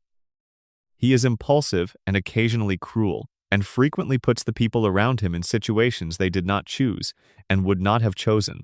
He uses Milhouse as a supporting cast member in adventures that Milhouse is almost always opposed to and almost never capable of surviving without significant emotional damage. He has, across hundreds of episodes, placed Milhouse in physical danger, social danger, legal proximity to consequences, and the specific ongoing danger of being known primarily as Bart Simpson's friend rather than as a person in his own right. Milhouse stays. He always stays. He objects, frequently and with feeling, and then he follows Bart into whatever the next thing is, and the pattern repeats. The question the show has never fully asked is what this loyalty costs Milhouse, specifically in terms of the person he might have been without it. There are glimpses in episodes where Bart is absent or where Milhouse is separated from his primary social context of who Milhouse Van Houten is when he is not playing a supporting role. He is funny. He is genuinely funny in a way that gets suppressed in Bart's company because Bart is the funny one and Milhouse's humor only surfaces in the space that remains. He is perceptive. He reads people and situations with an accuracy that his general presentation, the glasses and the nasally voice and the general air of a child permanently positioned slightly below the social waterline, does not suggest. He has interests and passions of his own that the show mentions and then abandons because they are not useful to the Bart-Milhouse dynamic. The loyalty question gets more complicated when you add Milhouse's feelings for Lisa. He has been in love with Lisa Simpson for the entirety of the show, and Lisa has maintained a consistent and kind but complete lack of reciprocal feeling, and Milhouse has processed this in the way that a child processes unrequited love when there is no adult around to explain that what he is feeling is real and valid, and also not a reason to organize his entire identity around someone who does not return it. Milhouse loves Lisa the way Smithers loves Burns. The comparison is uncomfortable but structurally accurate. Complete devotion directed at someone constitutionally unable to return it in the way it is offered, maintained across decades without resolution, generating a permanent low-level heartbreak that has become so integrated into the character's identity that removing it would require a total reconstruction of who he is. The show finds this funny. Milhouse's unrequited love is one of its reliable comedy structures, the joke that the situation will never change, that Milhouse will always be exactly one step behind where he needs to be for Lisa to see him differently. The joke works because it is consistent. It works less well when you zoom out and see that the consistent joke is the portrait of a child who has spent 36 years loving someone who does not love him back, and who has never been given the tools to put that love somewhere else, or transform it into something that serves him. His parents divorced. The divorce was handled in a season 4 episode, and the show gave it more weight than it gave most single-episode emotional events, staging the dissolution of the Van Houten marriage as something that had real consequences for Milhouse, and not just as background material for jokes. Kirk and Luann Van Houten became figures in their own right through that storyline. Two adults who loved each other imperfectly and separated, and struggled with separation, and eventually found something like equilibrium. But the divorce's effect on Milhouse, the specific shape of what it did to a sensitive, intensely loyal child who already had trouble feeling secure, was handled as a plot point and then filed away. Children whose parents divorce do not file it away. They carry it into every relationship they form afterward, into every attachment, into the specific vigilance that develops around love, when love has demonstrated its capacity to end suddenly and without the child's input. Milhouse's grip on Bart and on Lisa is not just personality. It is the grip of someone who has learned that the people you love can leave, and that holding on is the only thing that has ever felt like safety. The show never put these pieces together. It kept them separate, comedy in one drawer and insight in another, and produced a character who is funny and who is also, in the accumulated weight of 36 seasons, quietly one of the saddest kids in Springfield. Section 31. Superintendent Chalmers, the administrator who knows. Superintendent Gary Chalmers oversees Springfield's public school system. He visits Springfield Elementary with enough regularity that his visits have become their own recurring structure within the show.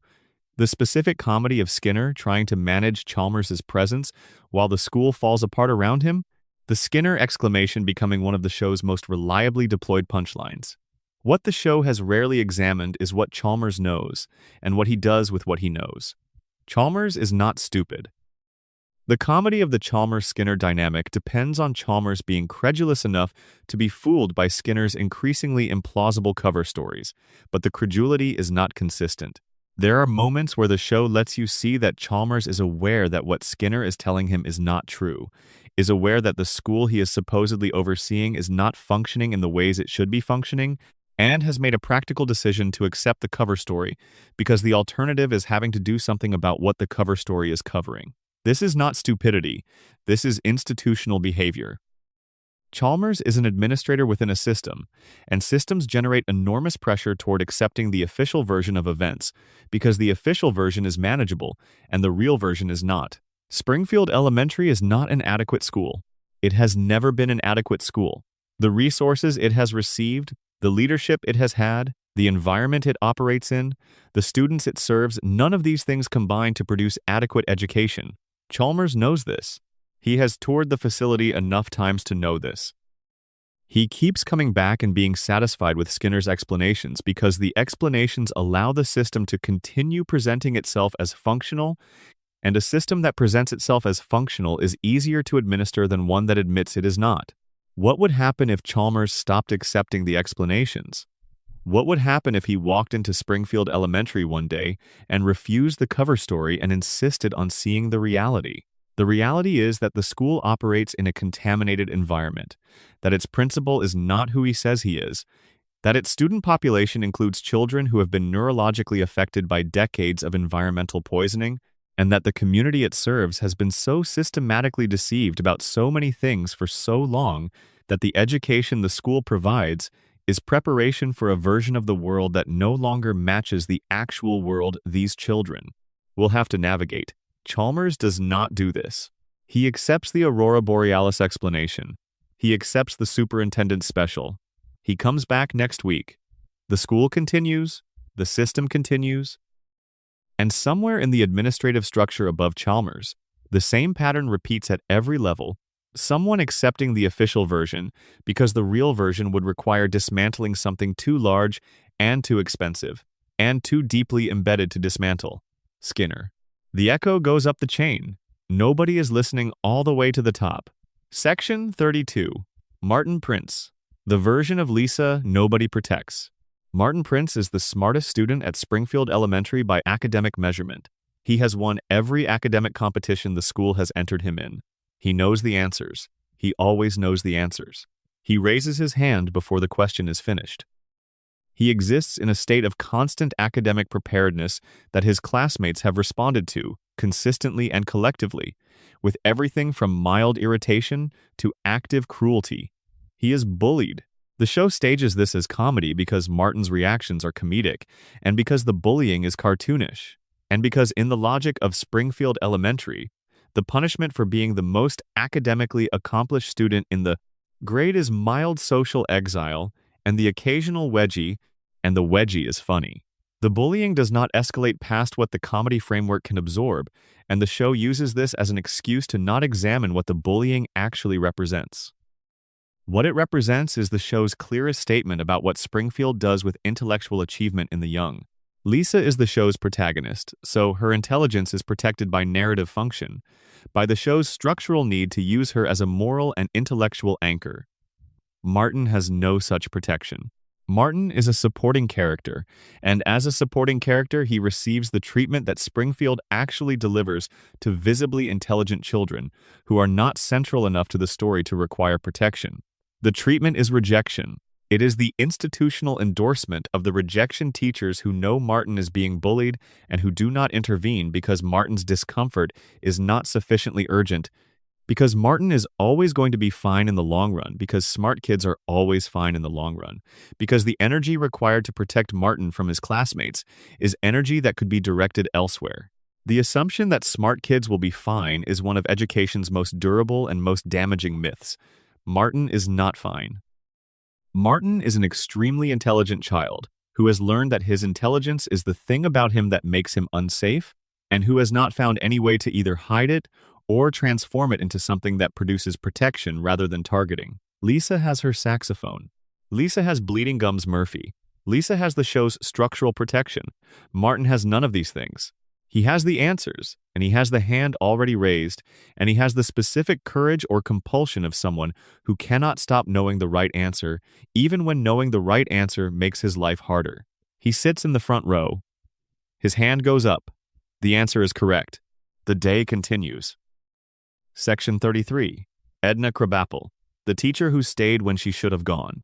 Edna Krabappel taught 4th grade at Springfield Elementary for most of the show's run. She taught Bart Simpson. She has been teaching Bart Simpson, or the current class that contains someone functionally equivalent to Bart Simpson, for 36 years. She arrived at Springfield Elementary as a person who had plans that went elsewhere, who had imagined a different life than the one she ended up living, who brought to the classroom an intelligence and a capability and a degree of emotional investment that the classroom, and specifically Bart, spent 2 decades systematically depleting. By the time we meet her in the early seasons, she is already tired in a way that suggests she was tired before the show began. The exhaustion is not dramatic. It is the specific exhaustion of a person who has been doing something that is harder than they expected it to be for longer than they planned to do it, who has adjusted their expectations downward enough times that the adjustment is now automatic, who has found a way to stay functional in a situation that was supposed to be temporary and turned out not to be. She smokes. The show stages the cigarette as a visual cue for her general orientation toward the world, which is a kind of sardonic endurance, a humor that emerges from the decision to find the situation funny rather than unbearable, because finding it funny is the only way to keep showing up. Her relationship with Bart is one of the show's most genuinely complicated dynamics. He torments her. He does this with the specific creativity of a child whose primary skill is finding the exact pressure point of any system he occupies. And Edna Krabappel is a system he has had years to map.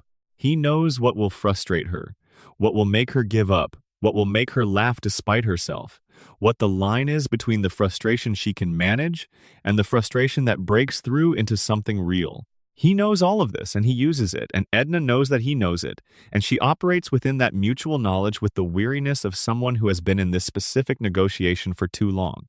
But there are moments.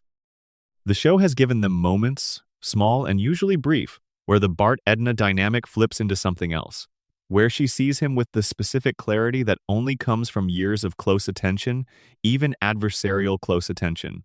She knows Bart better than almost any adult in the show. She has spent 36 years in the same room with him, watching him operate, cataloging his strategies and his failures and his occasional moments of the other thing, the thing under the persona. She knows he is not what the report card says he is. She has never had the resources or the institutional support or, if we are being honest, the energy reserves to do anything constructive with that knowledge. So she sighs and she grades the D, and the cycle continues, and somewhere in the exhaustion there is still, occasionally, the specific dark amusement of a woman who has been in the presence of something that is genuinely interesting for 36 years and has never been given a way to say so. The show retired her character in honor of Marcia Wallace, the voice actress who played her, after Wallace's death in 2013. The retirement was right. The absence left a genuine gap, not just a comedic one, because Edna Krabappel was the show's most complete portrait of what a career in underfunded education does to a person who arrived with real investment and stayed past the point where the investment was being returned. She stayed. That is the whole story. She stayed when she could have left, for reasons the show never fully examined, teaching children who mostly did not appreciate what she was bringing to the room, in a school that could not give her what the work required, in a town that was doing things to its children that made her job structurally impossible. She stayed and she taught and she gave the Ds, and she laughed the sardonic laugh and she smoked the cigarette and she came back the next day. Section 34. Otto Mann, the man who never arrived. Otto Mann drives the school bus. He has been driving the school bus for 36 years. He is a metalhead, a devotee of music that is loud and fast and concerned primarily with themes of chaos and darkness. And he pilots a large vehicle carrying Springfield's children through Springfield's streets with the specific attentiveness of someone whose primary mental energy is directed elsewhere. He lives in his bus.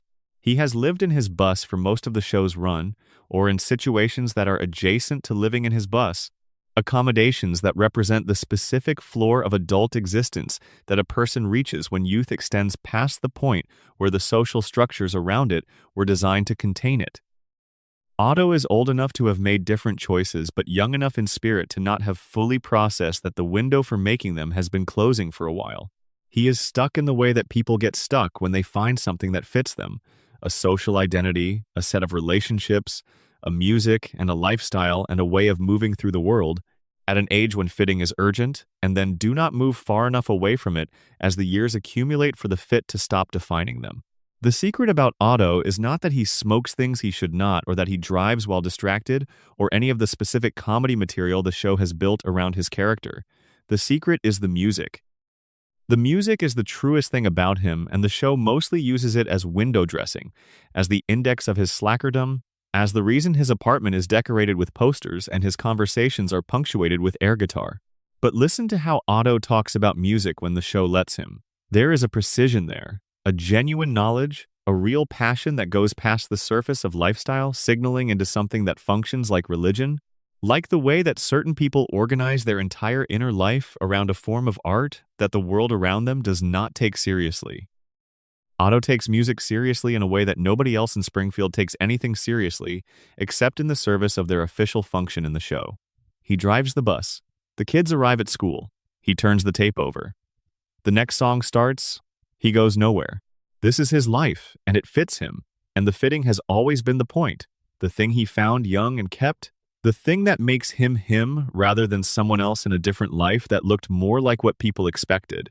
There are worse things to be than the person who found the thing that fits and kept it. Springfield has plenty of people who found the thing that fit and had it taken away. Otto still has his.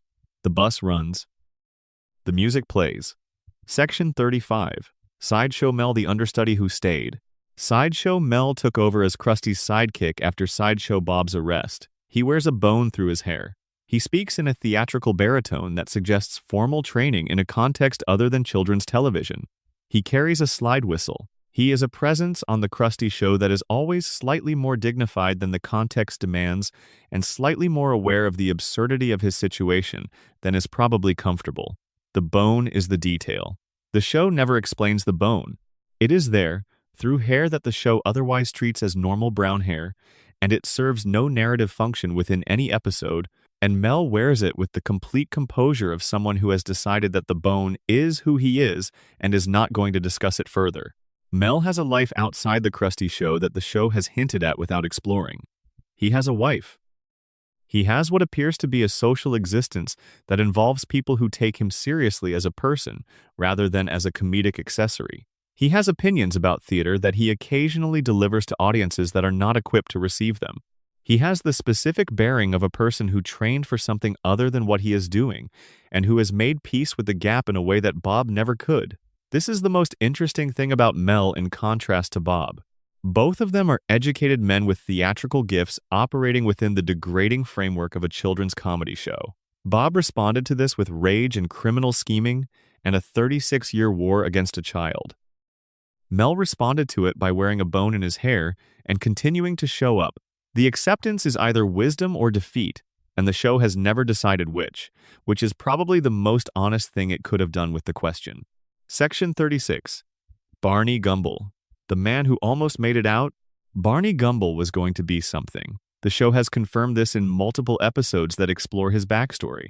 Barney Gumble was, before whatever happened to him happened, a person with genuine capability.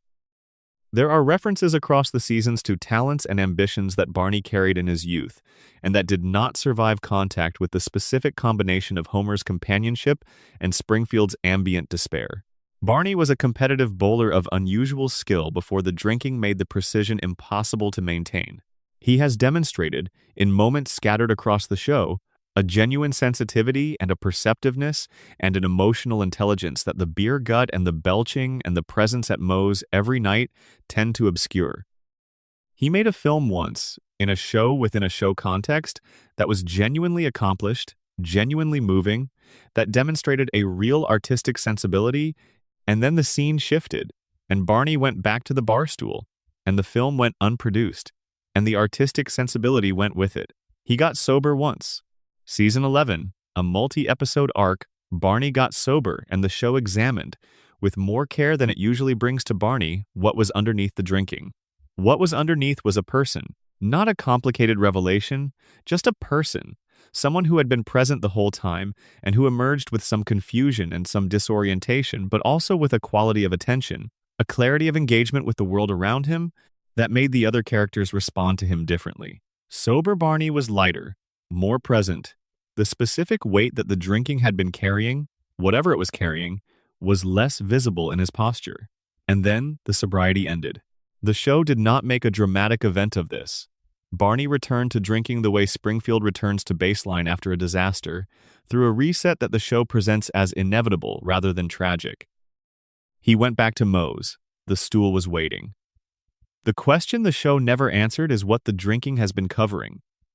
There is always something. The specific, compulsive, daily return to intoxication that Barney maintains is not about the beer. It is about the thing the beer is preventing him from having to face. And the show has never decided what that thing is. It has gestured at it, in the sober Barney episodes, in the backstory fragments, in the talent that keeps surfacing and then going back under. But it has never committed to naming it. What is Barney Gumble afraid to see? The show knows. It has always known. It just keeps offering him another round and changing the subject. Section 37. Kent Brockman's Missing Decade. There is a gap in Kent Brockman's biography that the show has referenced without filling. Kent Brockman did not always present the news in Springfield. There are fragments, in backstory episodes and offhand references, of a Kent Brockman who had ambitions that pointed somewhere beyond local television in a mid-sized American town of uncertain geographic location. There are suggestions of a career that was once building towards something, that had trajectory, that was heading in the direction of the kind of journalism that operates at a national or international level, and that actually alters the events it covers, rather than just describing them after the fact. The trajectory ended. The show has never explained where it ended, or why, or what happened in the gap between the Kent Brockman who was going somewhere and the Kent Brockman who is at his anchor desk in Springfield, managing the fine line between information and entertainment with the practiced ease of someone who stopped trying to maintain that line years ago. The hair is perfect every single day. This detail is telling. The perfect hair is not vanity. It is the last professional standard that remains completely under his control. The stories are out of his hands, the editors decide, the ratings decide, the commercial breaks decide, the corporate owners of the network decide, but the hair is his. He puts it there and it stays. It is the visible artifact of a career that once had higher aspirations, maintained in the only form that the current job allows it to exist. He reports the stories he is given. He delivers them in the voice he trained. Occasionally, something real breaks through the surface. A moment of actual journalistic instinct. A story that matters. And he begins to follow it with the reflexes of the person he was before the gap in his biography. And then the commercial break comes, and the instinct passes, and he goes back to the anchor desk. The gap remains unexplained. The hair remains perfect. Springfield's news continues to be delivered with complete professional competence and almost zero relationship to the things that are actually happening in Springfield that require reporting. Section 38. Disco Stu, a man out of time. Disco Stu is stuck in a decade. He dresses in the fashions of the 1970s disco era with a completeness and a commitment that suggests this is not nostalgia and not irony. He is not dressing like the 1970s because the 1970s are interesting to look back on from a safe temporal distance. He is dressed like the 1970s because the 1970s are where he is. The decade ended and Stu did not end with it. He stayed. The show uses this for comedy. The joke is simple, a man perpetually dressed for an era that is over, using the slang and the references and the personal presentation of a cultural moment that the rest of Springfield has moved past, producing a figure who is perpetually out of place in his own time. Haha, the anachronism is the punchline. But sit with it a little longer. There was a period in Stu's life, presumably in the 1970s when he was young, and the music was playing and the disco era was the living present rather than the cultural past, when everything around him confirmed the rightness of who he was. The clothes worked. The references landed. The identity fit the moment. He was not out of step with his time. He was his time, embodied, and then the era ended. The music changed. The cultural consensus shifted. And Stu either did not notice or did not care, or found that the costume and the identity had become so fused that removing one meant removing the other, and removing the other meant becoming someone he did not know how to be. This is what nostalgia looks like when it is not a feeling but a home. Springfield has several characters who are stuck in previous versions of themselves. Grandpa in his war stories, Stu in his disco, and the show uses these characters as comedy without examining what it means to be a person whose present has been replaced by the past they were happiest in. It means something. It means the present was not sufficient. It means the present did not have what the past had. And the person made a choice. Probably not a fully conscious choice, but a real one nonetheless, to stay somewhere that felt right rather than arrive somewhere that did not. Stu has a mirror. He looks like himself. The mirror agrees. He goes out into Springfield looking like 1,977, and Springfield in return confirms that 1,977 is over every single day, in every single interaction, and he returns to the mirror, and the mirror agrees. And the disco plays softly in the apartment, and the evening is fine. Section 39. Moe's Tavern itself, the room that holds everything. We have spent time with Moe. But the tavern is a separate thing from Moe, a character in its own right, and it has a secret that the show has been keeping since 1989. Moe's Tavern is the place in Springfield where truth is most likely to surface. Not because Moe is wise, though he is wiser than the show usually acknowledges. Not because the patrons are honest people, because they are not, or not reliably, but because something about the combination of dim light and warm beer and the absence of any official function, any civic role, any institutional purpose, produces a room where people say things they do not say anywhere else in Springfield. Homer says things at Moe's that he does not say at home, things that are closer to his real state of mind than anything he manages to produce at the kitchen table or the power plant. The things he says there do not survive the walk home. They dissolve in the night air, and by morning the fog has returned, and Homer is back to baseline. But they happen, they get said. Something true gets released into the dim light of the bar, acknowledged briefly by the other men at the counter, and then released into the air where it dissipates. This is what bars are for. This specific function, not the drinking, though the drinking is part of the mechanism. The function is the room that is outside the normal categories, outside the official version of who everyone is, where the day's performed identity can briefly come off and the person underneath can say something real and have it heard by people who are also briefly unperformed. Springfield needs this room. A town that has spent 36 years maintaining the official version of itself, that has built institutional denial into its legal and social infrastructure, that has voted to expel truth when it shows up and made it a crime to speak certain things. A town like this needs at least one room where things get said anyway, where the valve opens slightly, where the pressure of everything that cannot be officially acknowledged finds a small and temporary exit. Moe's Tavern is that room. It is not a comfortable room. The beer is warm and Moe is rude, and the other patrons are not people you would necessarily choose to spend your evening with. But it is real in a way that most of Springfield is not. And the realness, the slightly shabby, poorly lit, uncurated realness of it, is why Homer always comes back, and why the show always comes back to it too. The bar closes, the lights go down, Moe sits alone in the silence after the last customer leaves. And the silence is different from the silence in other parts of Springfield. Less managed, less maintained, less afraid of what might fill it. He pours himself a small one. The silence continues.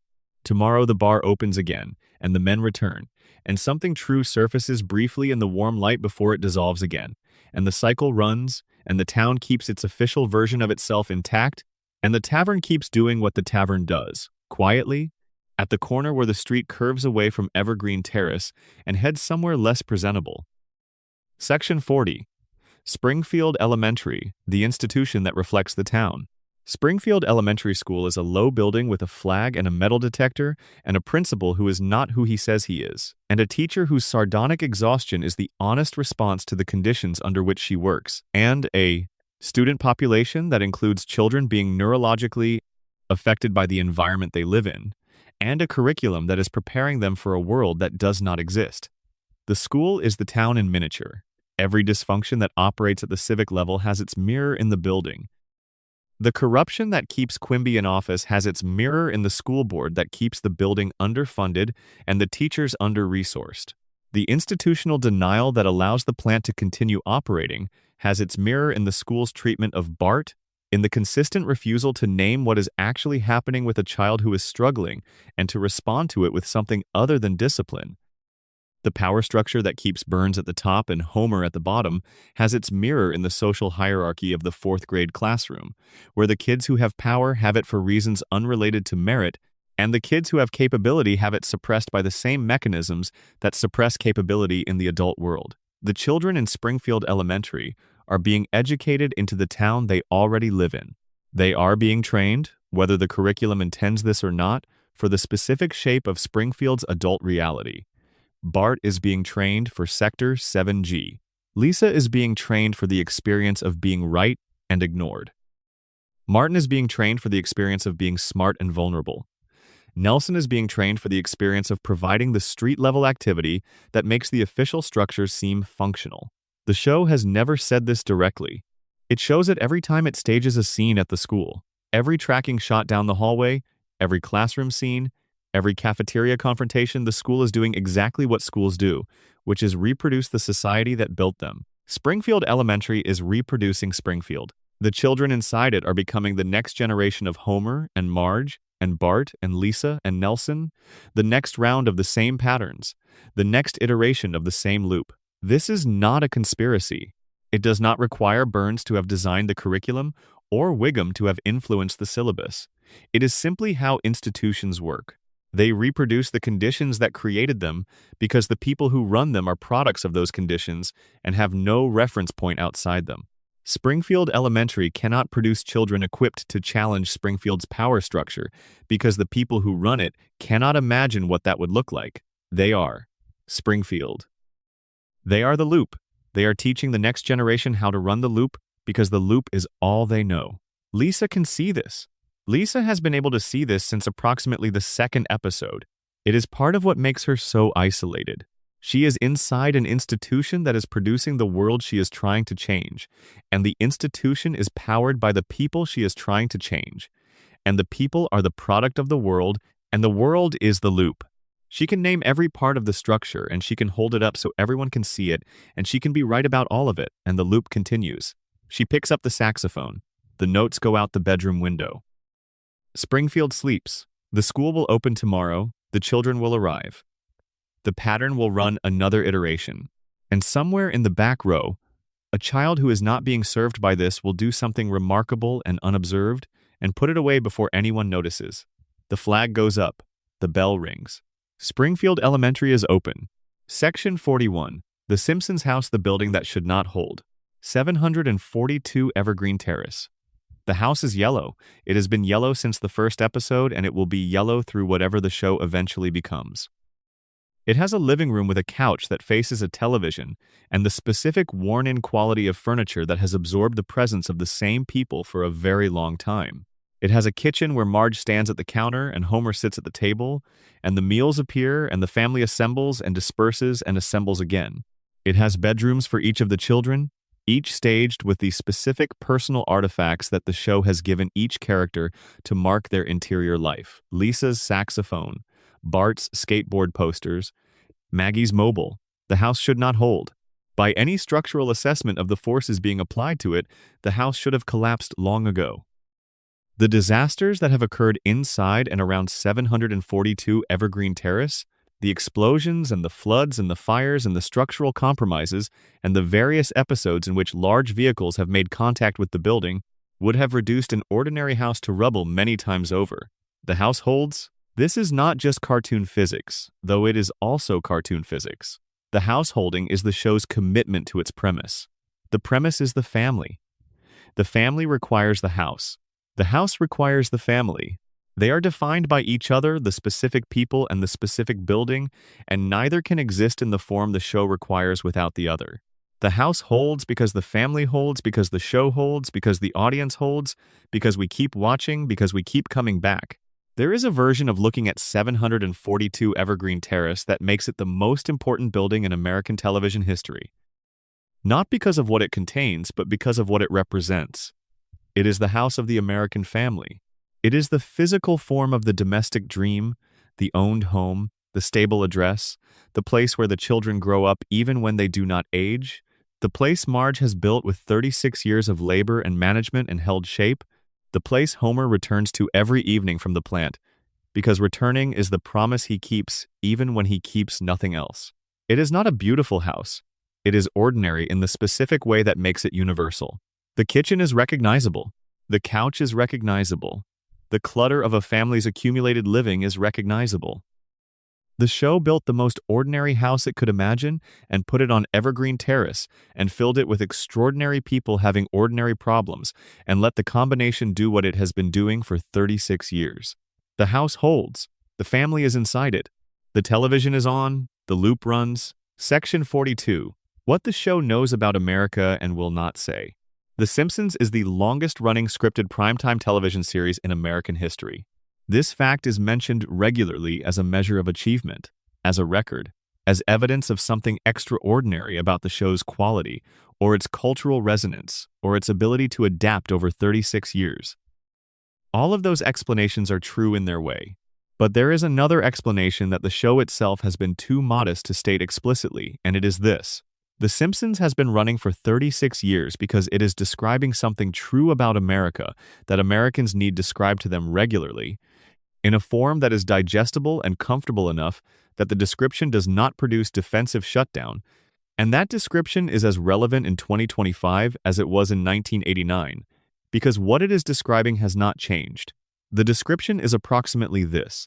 America is a place where the official version of how things work is maintained with enormous institutional energy and enormous community investment, because the real version, the version where the plant is poisoning the water and the billionaire is keeping himself alive with medical technology, the rest of the town cannot access, and the police chief is managing the appearance of law enforcement rather than actually doing it, and the mayor is performing governance rather than providing it. The real version is too destabilizing to be the official one.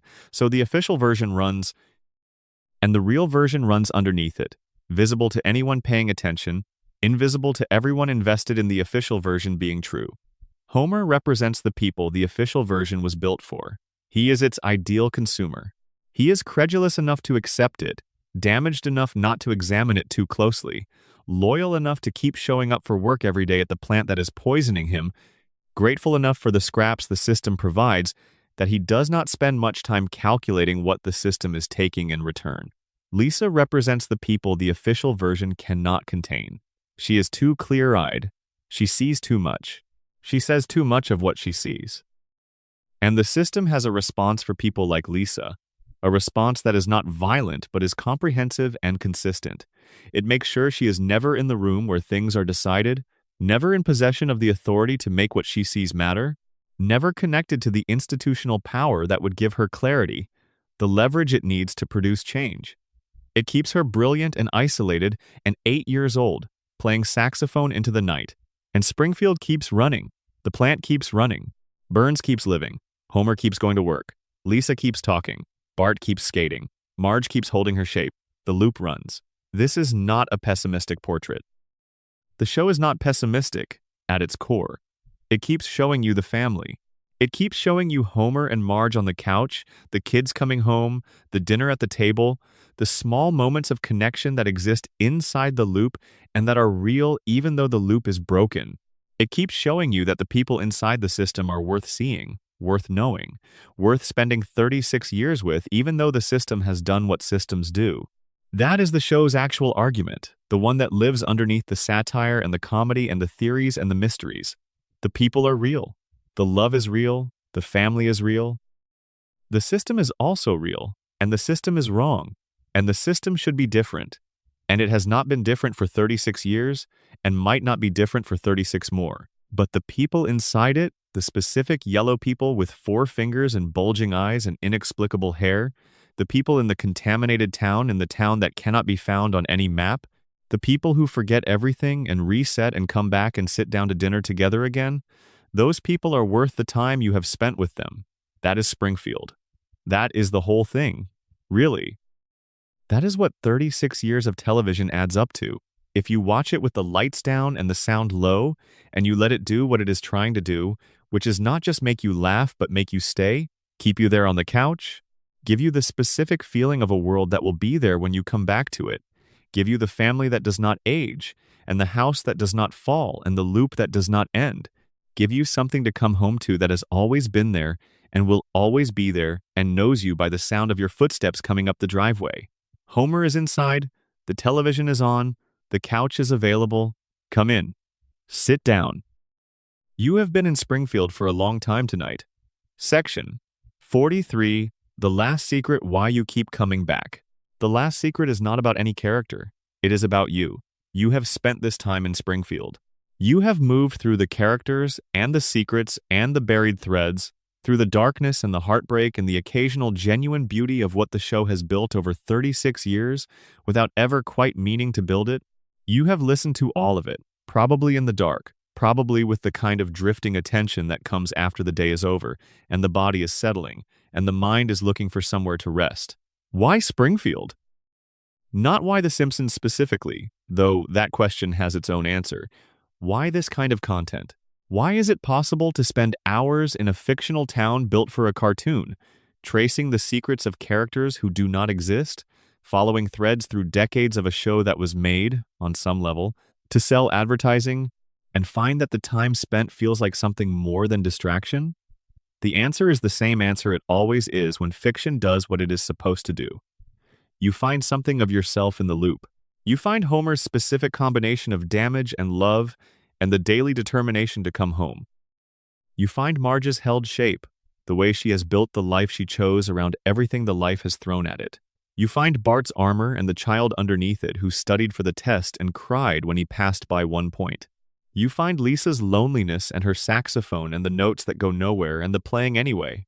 You find Maggie's watching, the enormous-eyed surveillance of someone who understands more than anyone knows, who is waiting for the right moment that has not yet arrived. You find the house on Evergreen Terrace and the couch in the living room and the specific feeling of a world that holds together against all reasonable structural expectation, that survives everything and resets and comes back, that refuses to end even when ending would be the honest thing to do. You come back because it is yours. This show, these characters, this Springfield that is everywhere and nowhere, it was there when you were a child and it is here now and it will be here after, and the consistency of it, the specific comfort of something that does not change in a world that changes constantly and without asking permission, is the thing you needed without knowing you needed it. The secrets do not make the show darker. They make it truer. The Bart under the armor, the Lisa with the saxophone, the Homer who chose the crayon, the Marge who holds her shape, the Burns who is too expensive to die, the Ned whose conditioning holds the rage, the Smithers who schedules the maintenance, the Springfield that votes to keep the lie. These are not revelations that should make you love the show less. They are the show showing you that it knew, all along, what it was about. It was about people surviving the systems that produce them, imperfectly, with love, in a loop that holds. That is what the loop is for. That is what you found here tonight. The house on Evergreen Terrace is still there. The lights are on, the family is inside. The television plays something that Homer finds funny, and Marge finds concerning, and Bart finds useful, and Lisa finds inadequate, and Maggie watches with enormous eyes and does not comment on. You are tired. The loop holds. Sleep well. Section 44. Patty and Selma at the DMV. The bureaucracy that remembers there is a building in Springfield that never gets destroyed. Not the nuclear plant, which gets threatened regularly and patched with gum. Not the school, which burns and floods and collapses and reopens. Not the town hall, which Springfield has literally set fire to at least once that the cameras caught.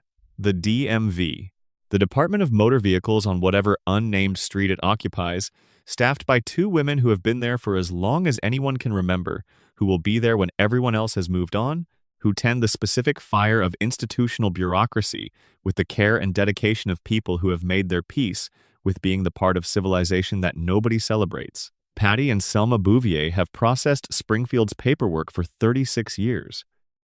They have looked at driver's licenses and renewal forms and the faces of people who want something from the government, and they have delivered the government's response, which is typically some variant of the form is wrong, please take a number and wait. They do this with a consistency and a lack of visible emotion that would be frightening in a person who had not chosen it, and that in Patty and Selma reads as the final form of a decision made long ago.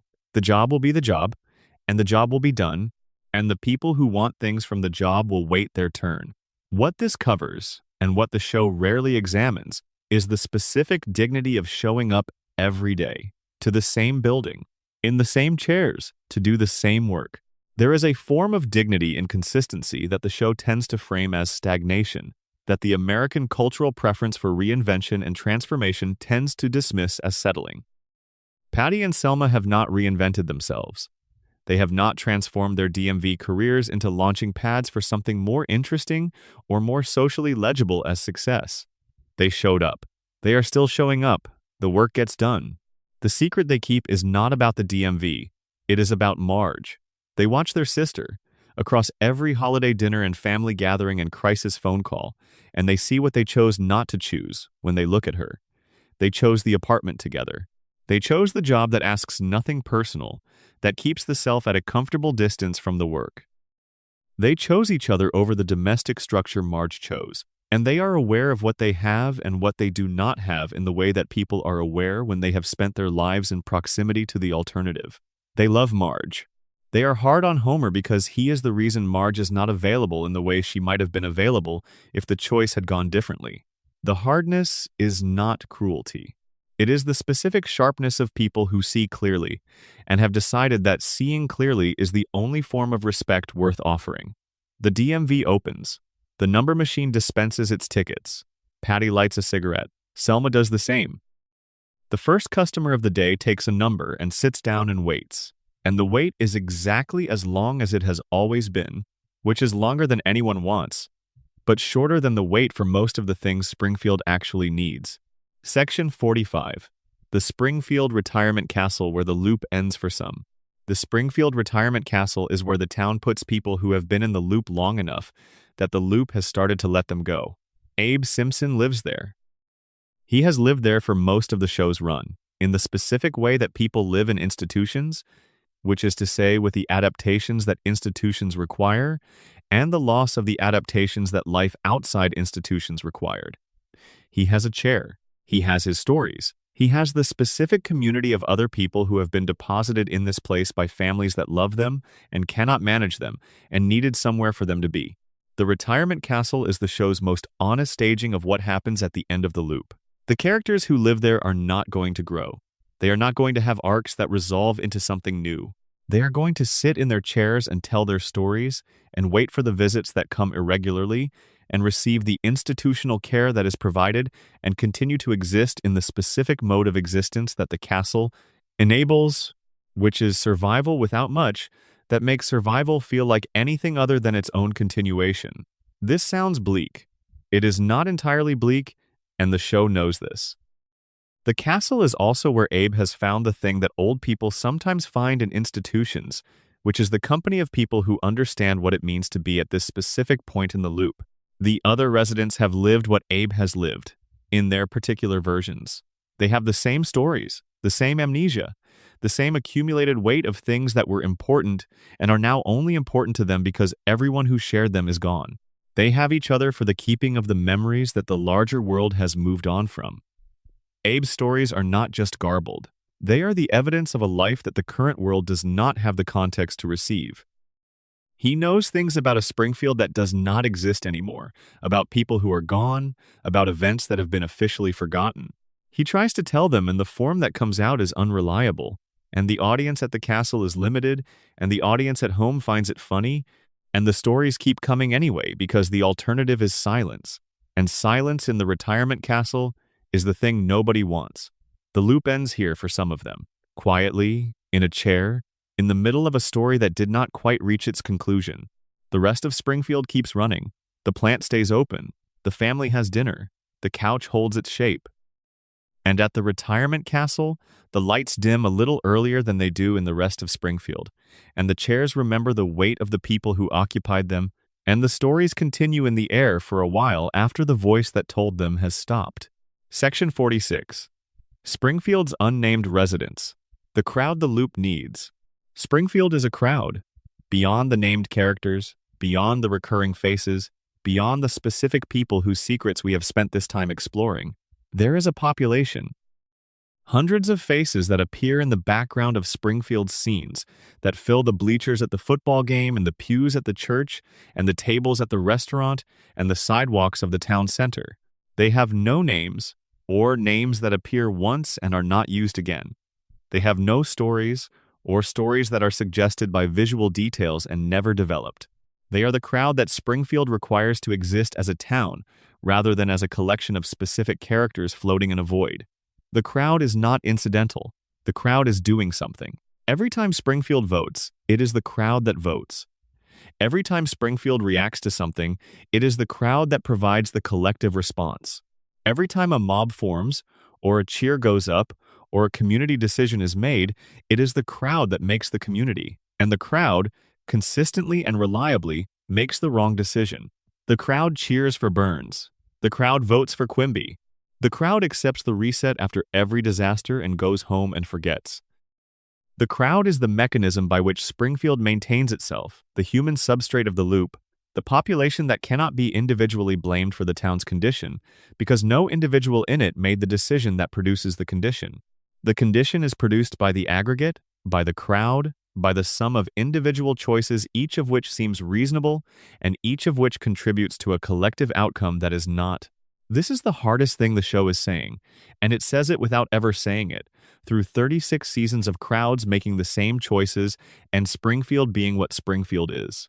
It is not Burns who keeps Springfield broken. Burns alone could not sustain the situation. It is the crowd that drinks the water and does not ask about the fish, the crowd that votes for the familiar face and does not ask what the familiar face has done with the power, the crowd that watches the news that is not news and accepts the version of events that the anchor with the perfect hair delivers and does not go looking for the version that the news did not cover. The crowd that finds Lisa's clarity annoying and Bart's rebellion threatening and Homer's survival reassuring and Marge's management invisible. The crowd is the loop's engine. The crowd keeps the loop running because the crowd benefits from the loop in small ways that feel like enough, because the real cost of the loop is distributed across the crowd so that no individual bears enough of it to make resistance feel justified, because the crowd was educated in a school that was reproducing Springfield, and the crowd is now producing the next version of the crowd that will keep the loop running after this version is gone. The show has spent 36 seasons in a crowd that does not know it is a crowd. A collection of specific, individual, fully rendered human beings, each with their own secret and their own damage and their own love and their own version of trying, who add up to a system that none of them chose and none of them can see from inside it. That is what it is to live in a place. That is what it is to be part of a community rather than just adjacent to one. The crowd is us, and we are the crowd. And Springfield is the place we live in even when we do not live in Springfield. And the loop is the one we are running even when we are not watching the show. This is not an accusation.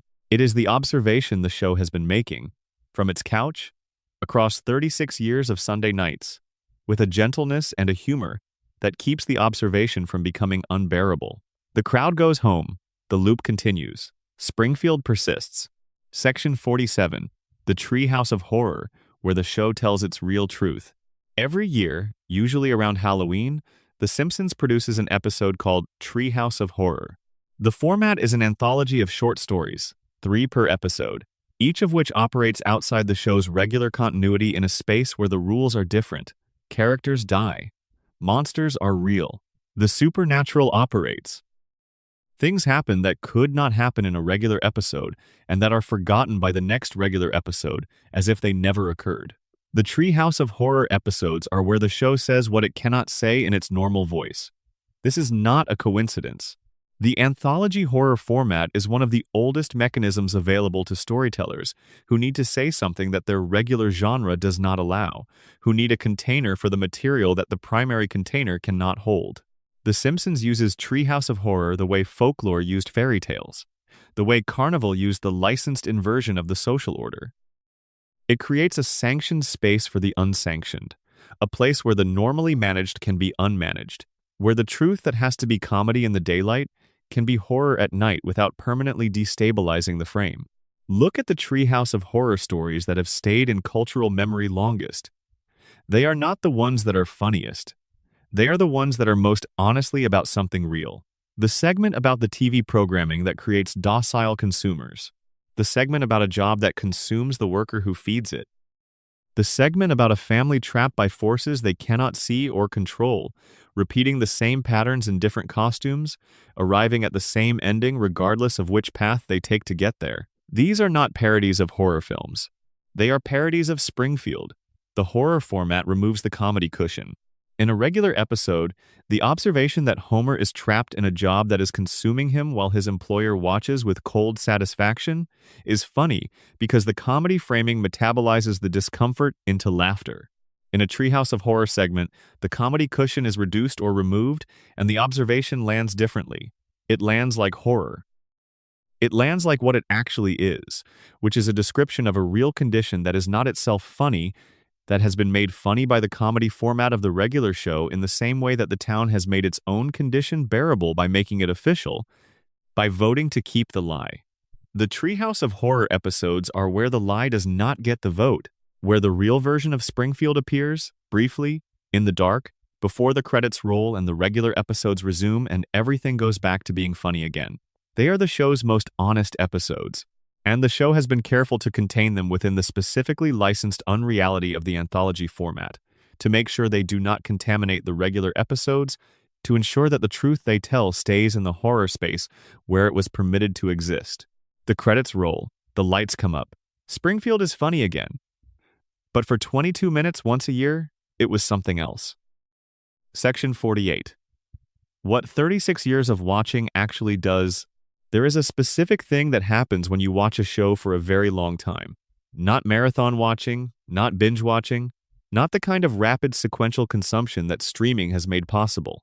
The kind of watching that happens over time, in real time, year by year, season by season, where the show ages with you even though the characters do not, where you carry memories of watching specific episodes at specific points in your actual life that have nothing to do with the show's internal continuity. You watch The Simpsons on a couch that no longer exists, in a house you no longer live in, with people who may no longer be in your life in the same way, or at all. You watched episodes that meant nothing to you when you were 8, that meant something when you were 25 and mean something else now. You quoted lines that nobody around you recognized and felt the specific kinship of finding someone who got the reference. You used the show as a shorthand for things you could not otherwise say because it had already found the words, because it had already built the image that captured the feeling, because 36 years of observing America produced a vocabulary that covers an enormous range of human experience. This is what long-running culture does. It becomes part of the language, not the official language, not the formal language, but the informal one, the one that actually carries the things people need to say to each other. The Simpsons has become part of that language for multiple generations, and it has done so by refusing to resolve, by maintaining the loop, by ensuring that there is always more of it, by being there every time you come back.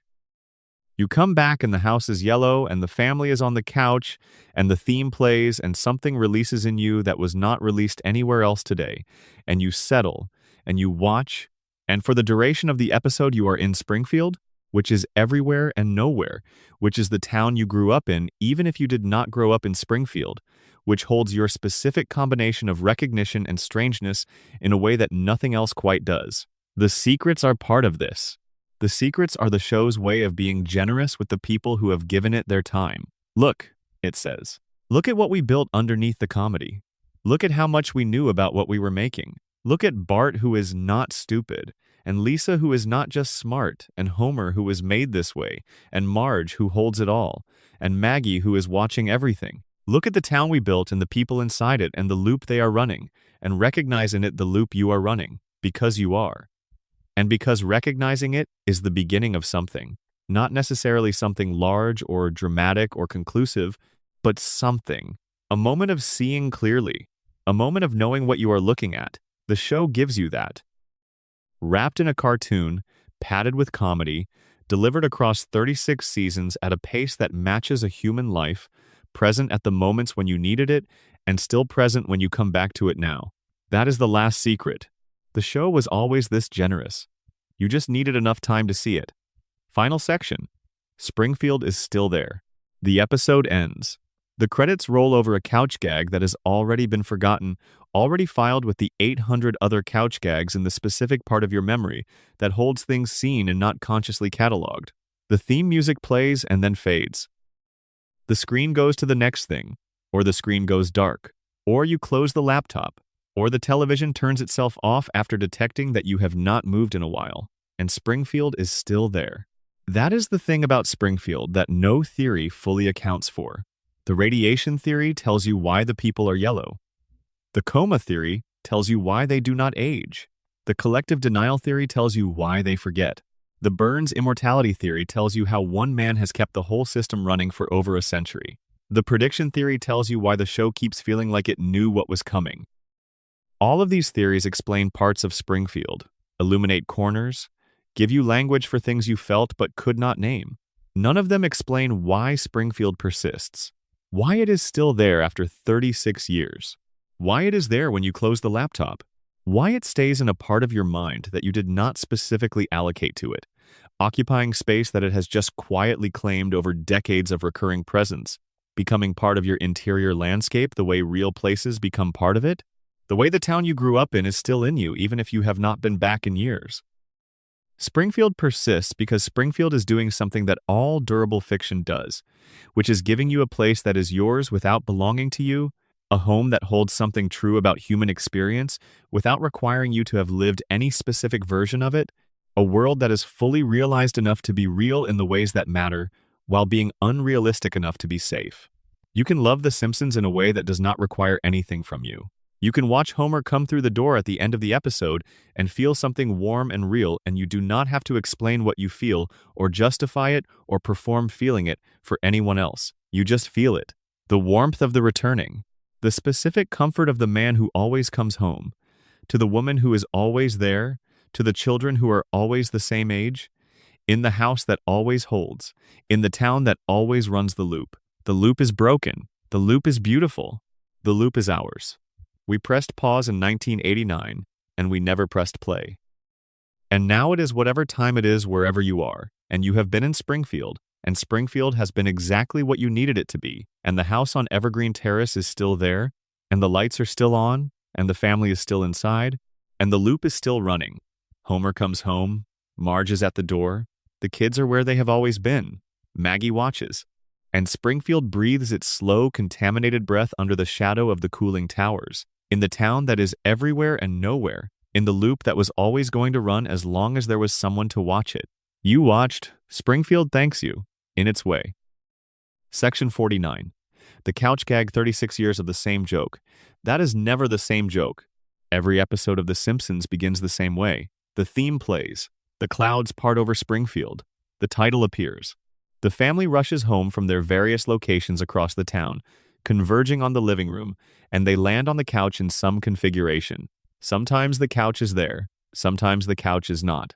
Sometimes the family lands on the couch and the universe ends, or a portal opens, or they are absorbed into a painting or a film crew, reveals that all of this was television within television, and the show looks at itself looking at itself. The couch gag has been running for 36 years. It is one of the longest continuous running visual jokes in television history. It has been produced by guest animators who bring their own styles and sensibilities to the format. It has been absurdist, it has been philosophical, it has been a minute and a half of the show's budget applied to a piece of animation that has nothing to do with the episode it opens. It has been beautiful, and it has been strange, and it has been, consistently, the show's signal that it knows what it is doing, that it is aware of its own form, that it can take its own premise and stretch it until it becomes something else. But underneath all the variations, the structure is always the same. The family comes home, they reach the couch, they sit down, the episode begins. This is not nothing. The repetition is not filler. The couch gag is the show performing its central promise at the start of every episode. However strange things get in Springfield, however surreal the plot becomes, however many times the loop breaks and reforms and breaks again, the family will come home. They will reach the couch. They will sit down together. The episode will begin, and the family will be intact, and the home will hold. And whatever happens in the next 22 minutes, this moment, this couch, this convergence of the specific people who make up this specific family will have happened. The couch gag is a ritual. Rituals exist to confirm that the thing they mark is still real. The family gathers at the couch every episode to confirm that the family is still the family, that the house is still the house, that the loop is still running, that the promise the show made in 1989 is still being kept. Sometimes the couch collapses. Sometimes the family is in miniature or giant-sized or rendered in a completely different animation style. Sometimes Homer sits down and the cushions swallow him. The variations are the show reminding you that it can make anything happen within this frame, that the frame is strong enough to absorb any content, that the couch will be there even after whatever the couch gag did to the couch. The theme ends, the family lands, the episode begins. 36 years of this. 36 years of the same joke that is never quite the same promise renewed in a different form, the same family arriving home in some configuration that is familiar and strange and theirs. That is the couch gag. That is what it has always been. Under the animation and the humor and the guest director flourishes. The family comes home, the show begins, Springfield is still there. Section 50. The show that knows it is a show and what that changes. The Simpsons is aware that it is a television show. This has been true since at least the second or third season, when the show began to use the specific tools of self-referential comedy to comment on its own conventions. By the time the middle seasons arrived, the show's awareness of its own form had become a central feature of how it operated. It could break the fourth wall and wink at the audience. It could have characters refer to the show's own history, to the episode count, to the conventions of the sitcom format it was simultaneously embodying and subverting. It could stage scenes that made its own mechanics visible and use that visibility as both comedy and commentary. Most shows that do this eventually seem clever. The Simpsons does it and seems honest. This is because the self-awareness is not primarily a stylistic choice. It is the show's most accurate description of its own condition. The Simpsons is a show that has been on the air long enough that being a show is one of the most important things about it. The characters do not age in part because they are characters. The loop repeats because sitcoms loop.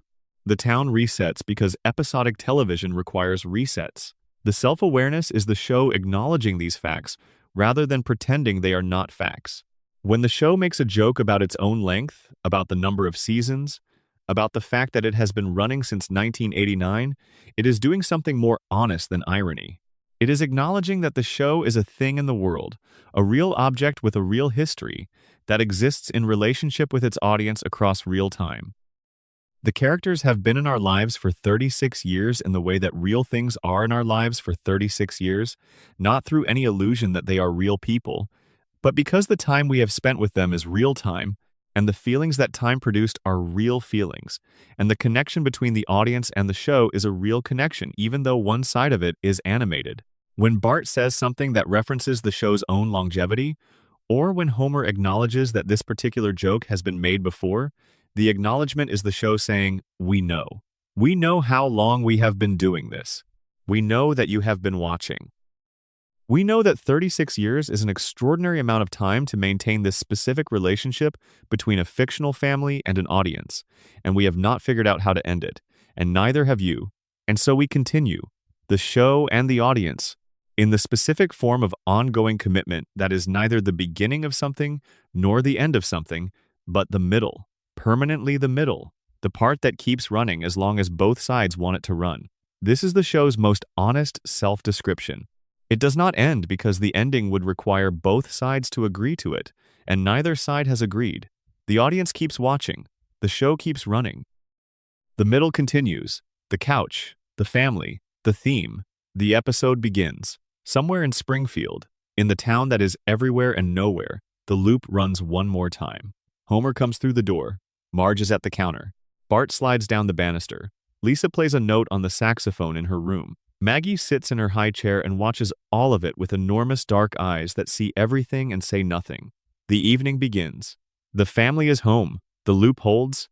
And you, wherever you are right now, whatever time it is, whatever brought you to Springfield tonight, you are part of the loop too. You have been part of it since the first time you watched. You will be part of it the next time you come back. Springfield does not forget you. Springfield cannot remember you. These two things are both true and both important, and the space between them is where the show lives. In the gap between a world that forgets everything and the people who remember it, the audience that carries the show in them across real time, the people who make the loop mean something by watching it. The episode ends. Springfield is still there. Come back whenever you need it. It will be exactly the same. That is the promise. That has always been the promise. Section 51.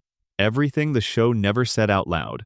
There is a specific kind of meaning that lives in the gap between what a story says and what a story shows. The Simpsons has, across 36 seasons, built one of the largest such gaps in television history.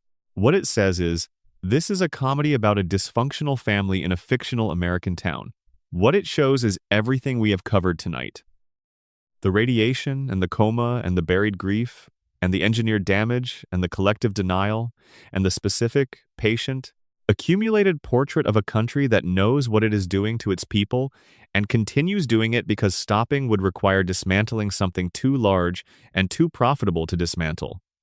The show never says this out loud.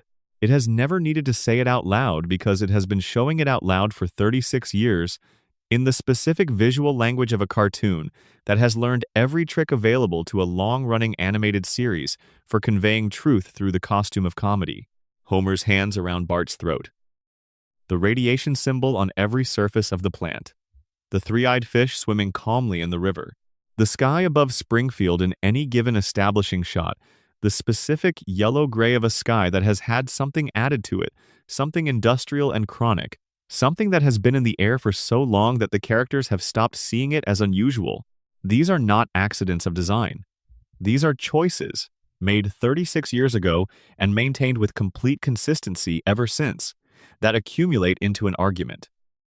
A slow, patient, funny, heartbreaking argument about the specific form of American life that Springfield represents, about the people inside it who are doing their best in a situation that was not of their making and cannot be resolved by individual effort, about the love that persists inside the damage, and the damage that persists inside the love. The show never says this out loud. You have been watching it say it without words for however long you have been watching. And tonight, in Springfield, with the lights down and the evening long and the characters moving through their loops one more time, you heard it. That is the secret the show was keeping for you. Not from you. For you. For when you were ready to hear it. The couch is there. The family is home. The loop holds one more time. Sleep well. Section 52. The music what Danny Elfman put into the walls. The Simpsons theme is one of the most recognized pieces of music in the history of television. You know it. You could hum it right now without effort.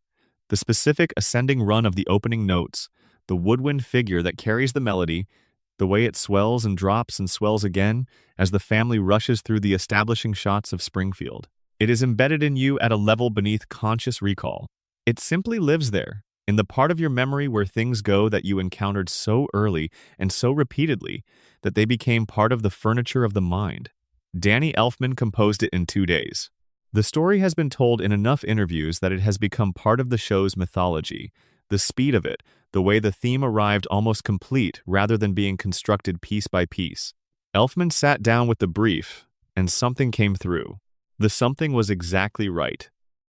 What he found was a sound that is simultaneously anxious and playful, that carries a quality of controlled chaos, of things moving too fast in too many directions for any single person to track all of them, and of the specific energy of a family that loves each other and damages each other and survives each other because the love and the damage are so thoroughly intertwined that you cannot remove one without removing the other. The theme does not sound like a family at rest. It sounds like a family in motion, converging on the couch from the scattered positions their individual days have placed them in, coming together at the speed that families move when coming together is the point. There is something in the low end of the theme, in the bass figure that runs underneath the melody that sounds like it is holding something in place. Something that would be larger and less manageable if the melody were not running over it, keeping it contained. You feel this more than you hear it, in the way that bass frequencies work on the body before they work on the brain. Something underneath Springfield is being held in place by the music. The melody keeps it contained. The episode begins. The containment holds. This is probably not what Elfman intended. It is what the music does. It does what all the best music in The Simpsons does, which is carry more than its surface suggests, hold more than its runtime allows, leave something in you after it ends that was not there when it began. The show's score, across 36 seasons, has been one of its most consistent and most underappreciated strengths. The layer that does the emotional work that the comedy and the satire and the character writing need done, that tells you what to feel before you know what you are looking at, that holds the Springfield you love in a specific musical frequency that you carry in your body long after the screen goes dark. The theme plays. The couch approaches. The family lands. Springfield is still there. Section 53. The night this ends and why it has not yet. Every show ends. The Simpsons has not ended. It has been renewed through at least season 40, which will carry it past 36 years to somewhere in the territory of 4 decades of continuous operation. 4 decades of the same family in the same house in the same town doing the same things in new configurations. 4 decades of the loop. The show will end eventually. Everything ends. The question that everyone who has watched for long enough eventually asks is, what will the ending look like? What does Springfield do with its last episode? How does the loop stop? The honest answer is that nobody knows, and the honest answer after that is that the show probably does not know either. And the honest answer after that is that maybe the show ending is not something that can be properly prepared for, because the show ending means the loop stops, and the loop stopping means something that none of us, the show or the audience, has fully reckoned with. What happens to Springfield when the show ends? Not in the fictional universe, not in whatever story the finale would tell, in the real one. In the part of you that holds Springfield, the part that has the theme memorized and the couch recognizable and the family present in the specific way that long-running fiction lives in people? What happens to that? Nothing dramatic. This is not the end of anything real. You will still have the episodes, all 800 of them, available whenever you want them, ready to begin again from the couch gag and run through the theme and place you back in Springfield for 22 minutes before the credits roll. The loop does not end when the show ends. The loop just stops producing new iterations. It becomes a fixed thing rather than a growing one. Springfield becomes historical rather than current, and you will still go back to it, the way you go back to everything that was yours at a specific and important time. Not always, not compulsively, but sometimes. In the evenings when the day has been the kind of day that needs something familiar, something that holds still while everything else keeps moving. You will put on an episode you have seen before. The theme will play. The family will land on the couch, and Springfield will be exactly the same as it was the last time you were there, which is the whole point, which has always been the whole point. The show has not ended yet. Tonight, Springfield is still current. The loop is still producing new iterations. The family is still in real time, still alive in the specific way that a running show is alive, still capable of surprising you, still building new couch gags, still finding new ways to run the loop and have it feel like something. You are here for it. You have been here for it, however long you have been watching. And the show is grateful for your company in the way that Springfield is grateful for anything, which is to say not loudly, not formally, not with any particular acknowledgement that you are there, but structurally, in the way it keeps being there for you to come back to, in the way the couch holds its shape, in the way the theme plays and the family lands, and Springfield breathes its slow, steady breath under the shadow of the plant and the weight of everything it has never quite said out loud. You know now. You have been in Springfield all this time and you know what you were looking at. The house is yellow, the lights are on, the loop holds. That is enough. That has always been enough. Come back whenever you need it. Springfield will be here.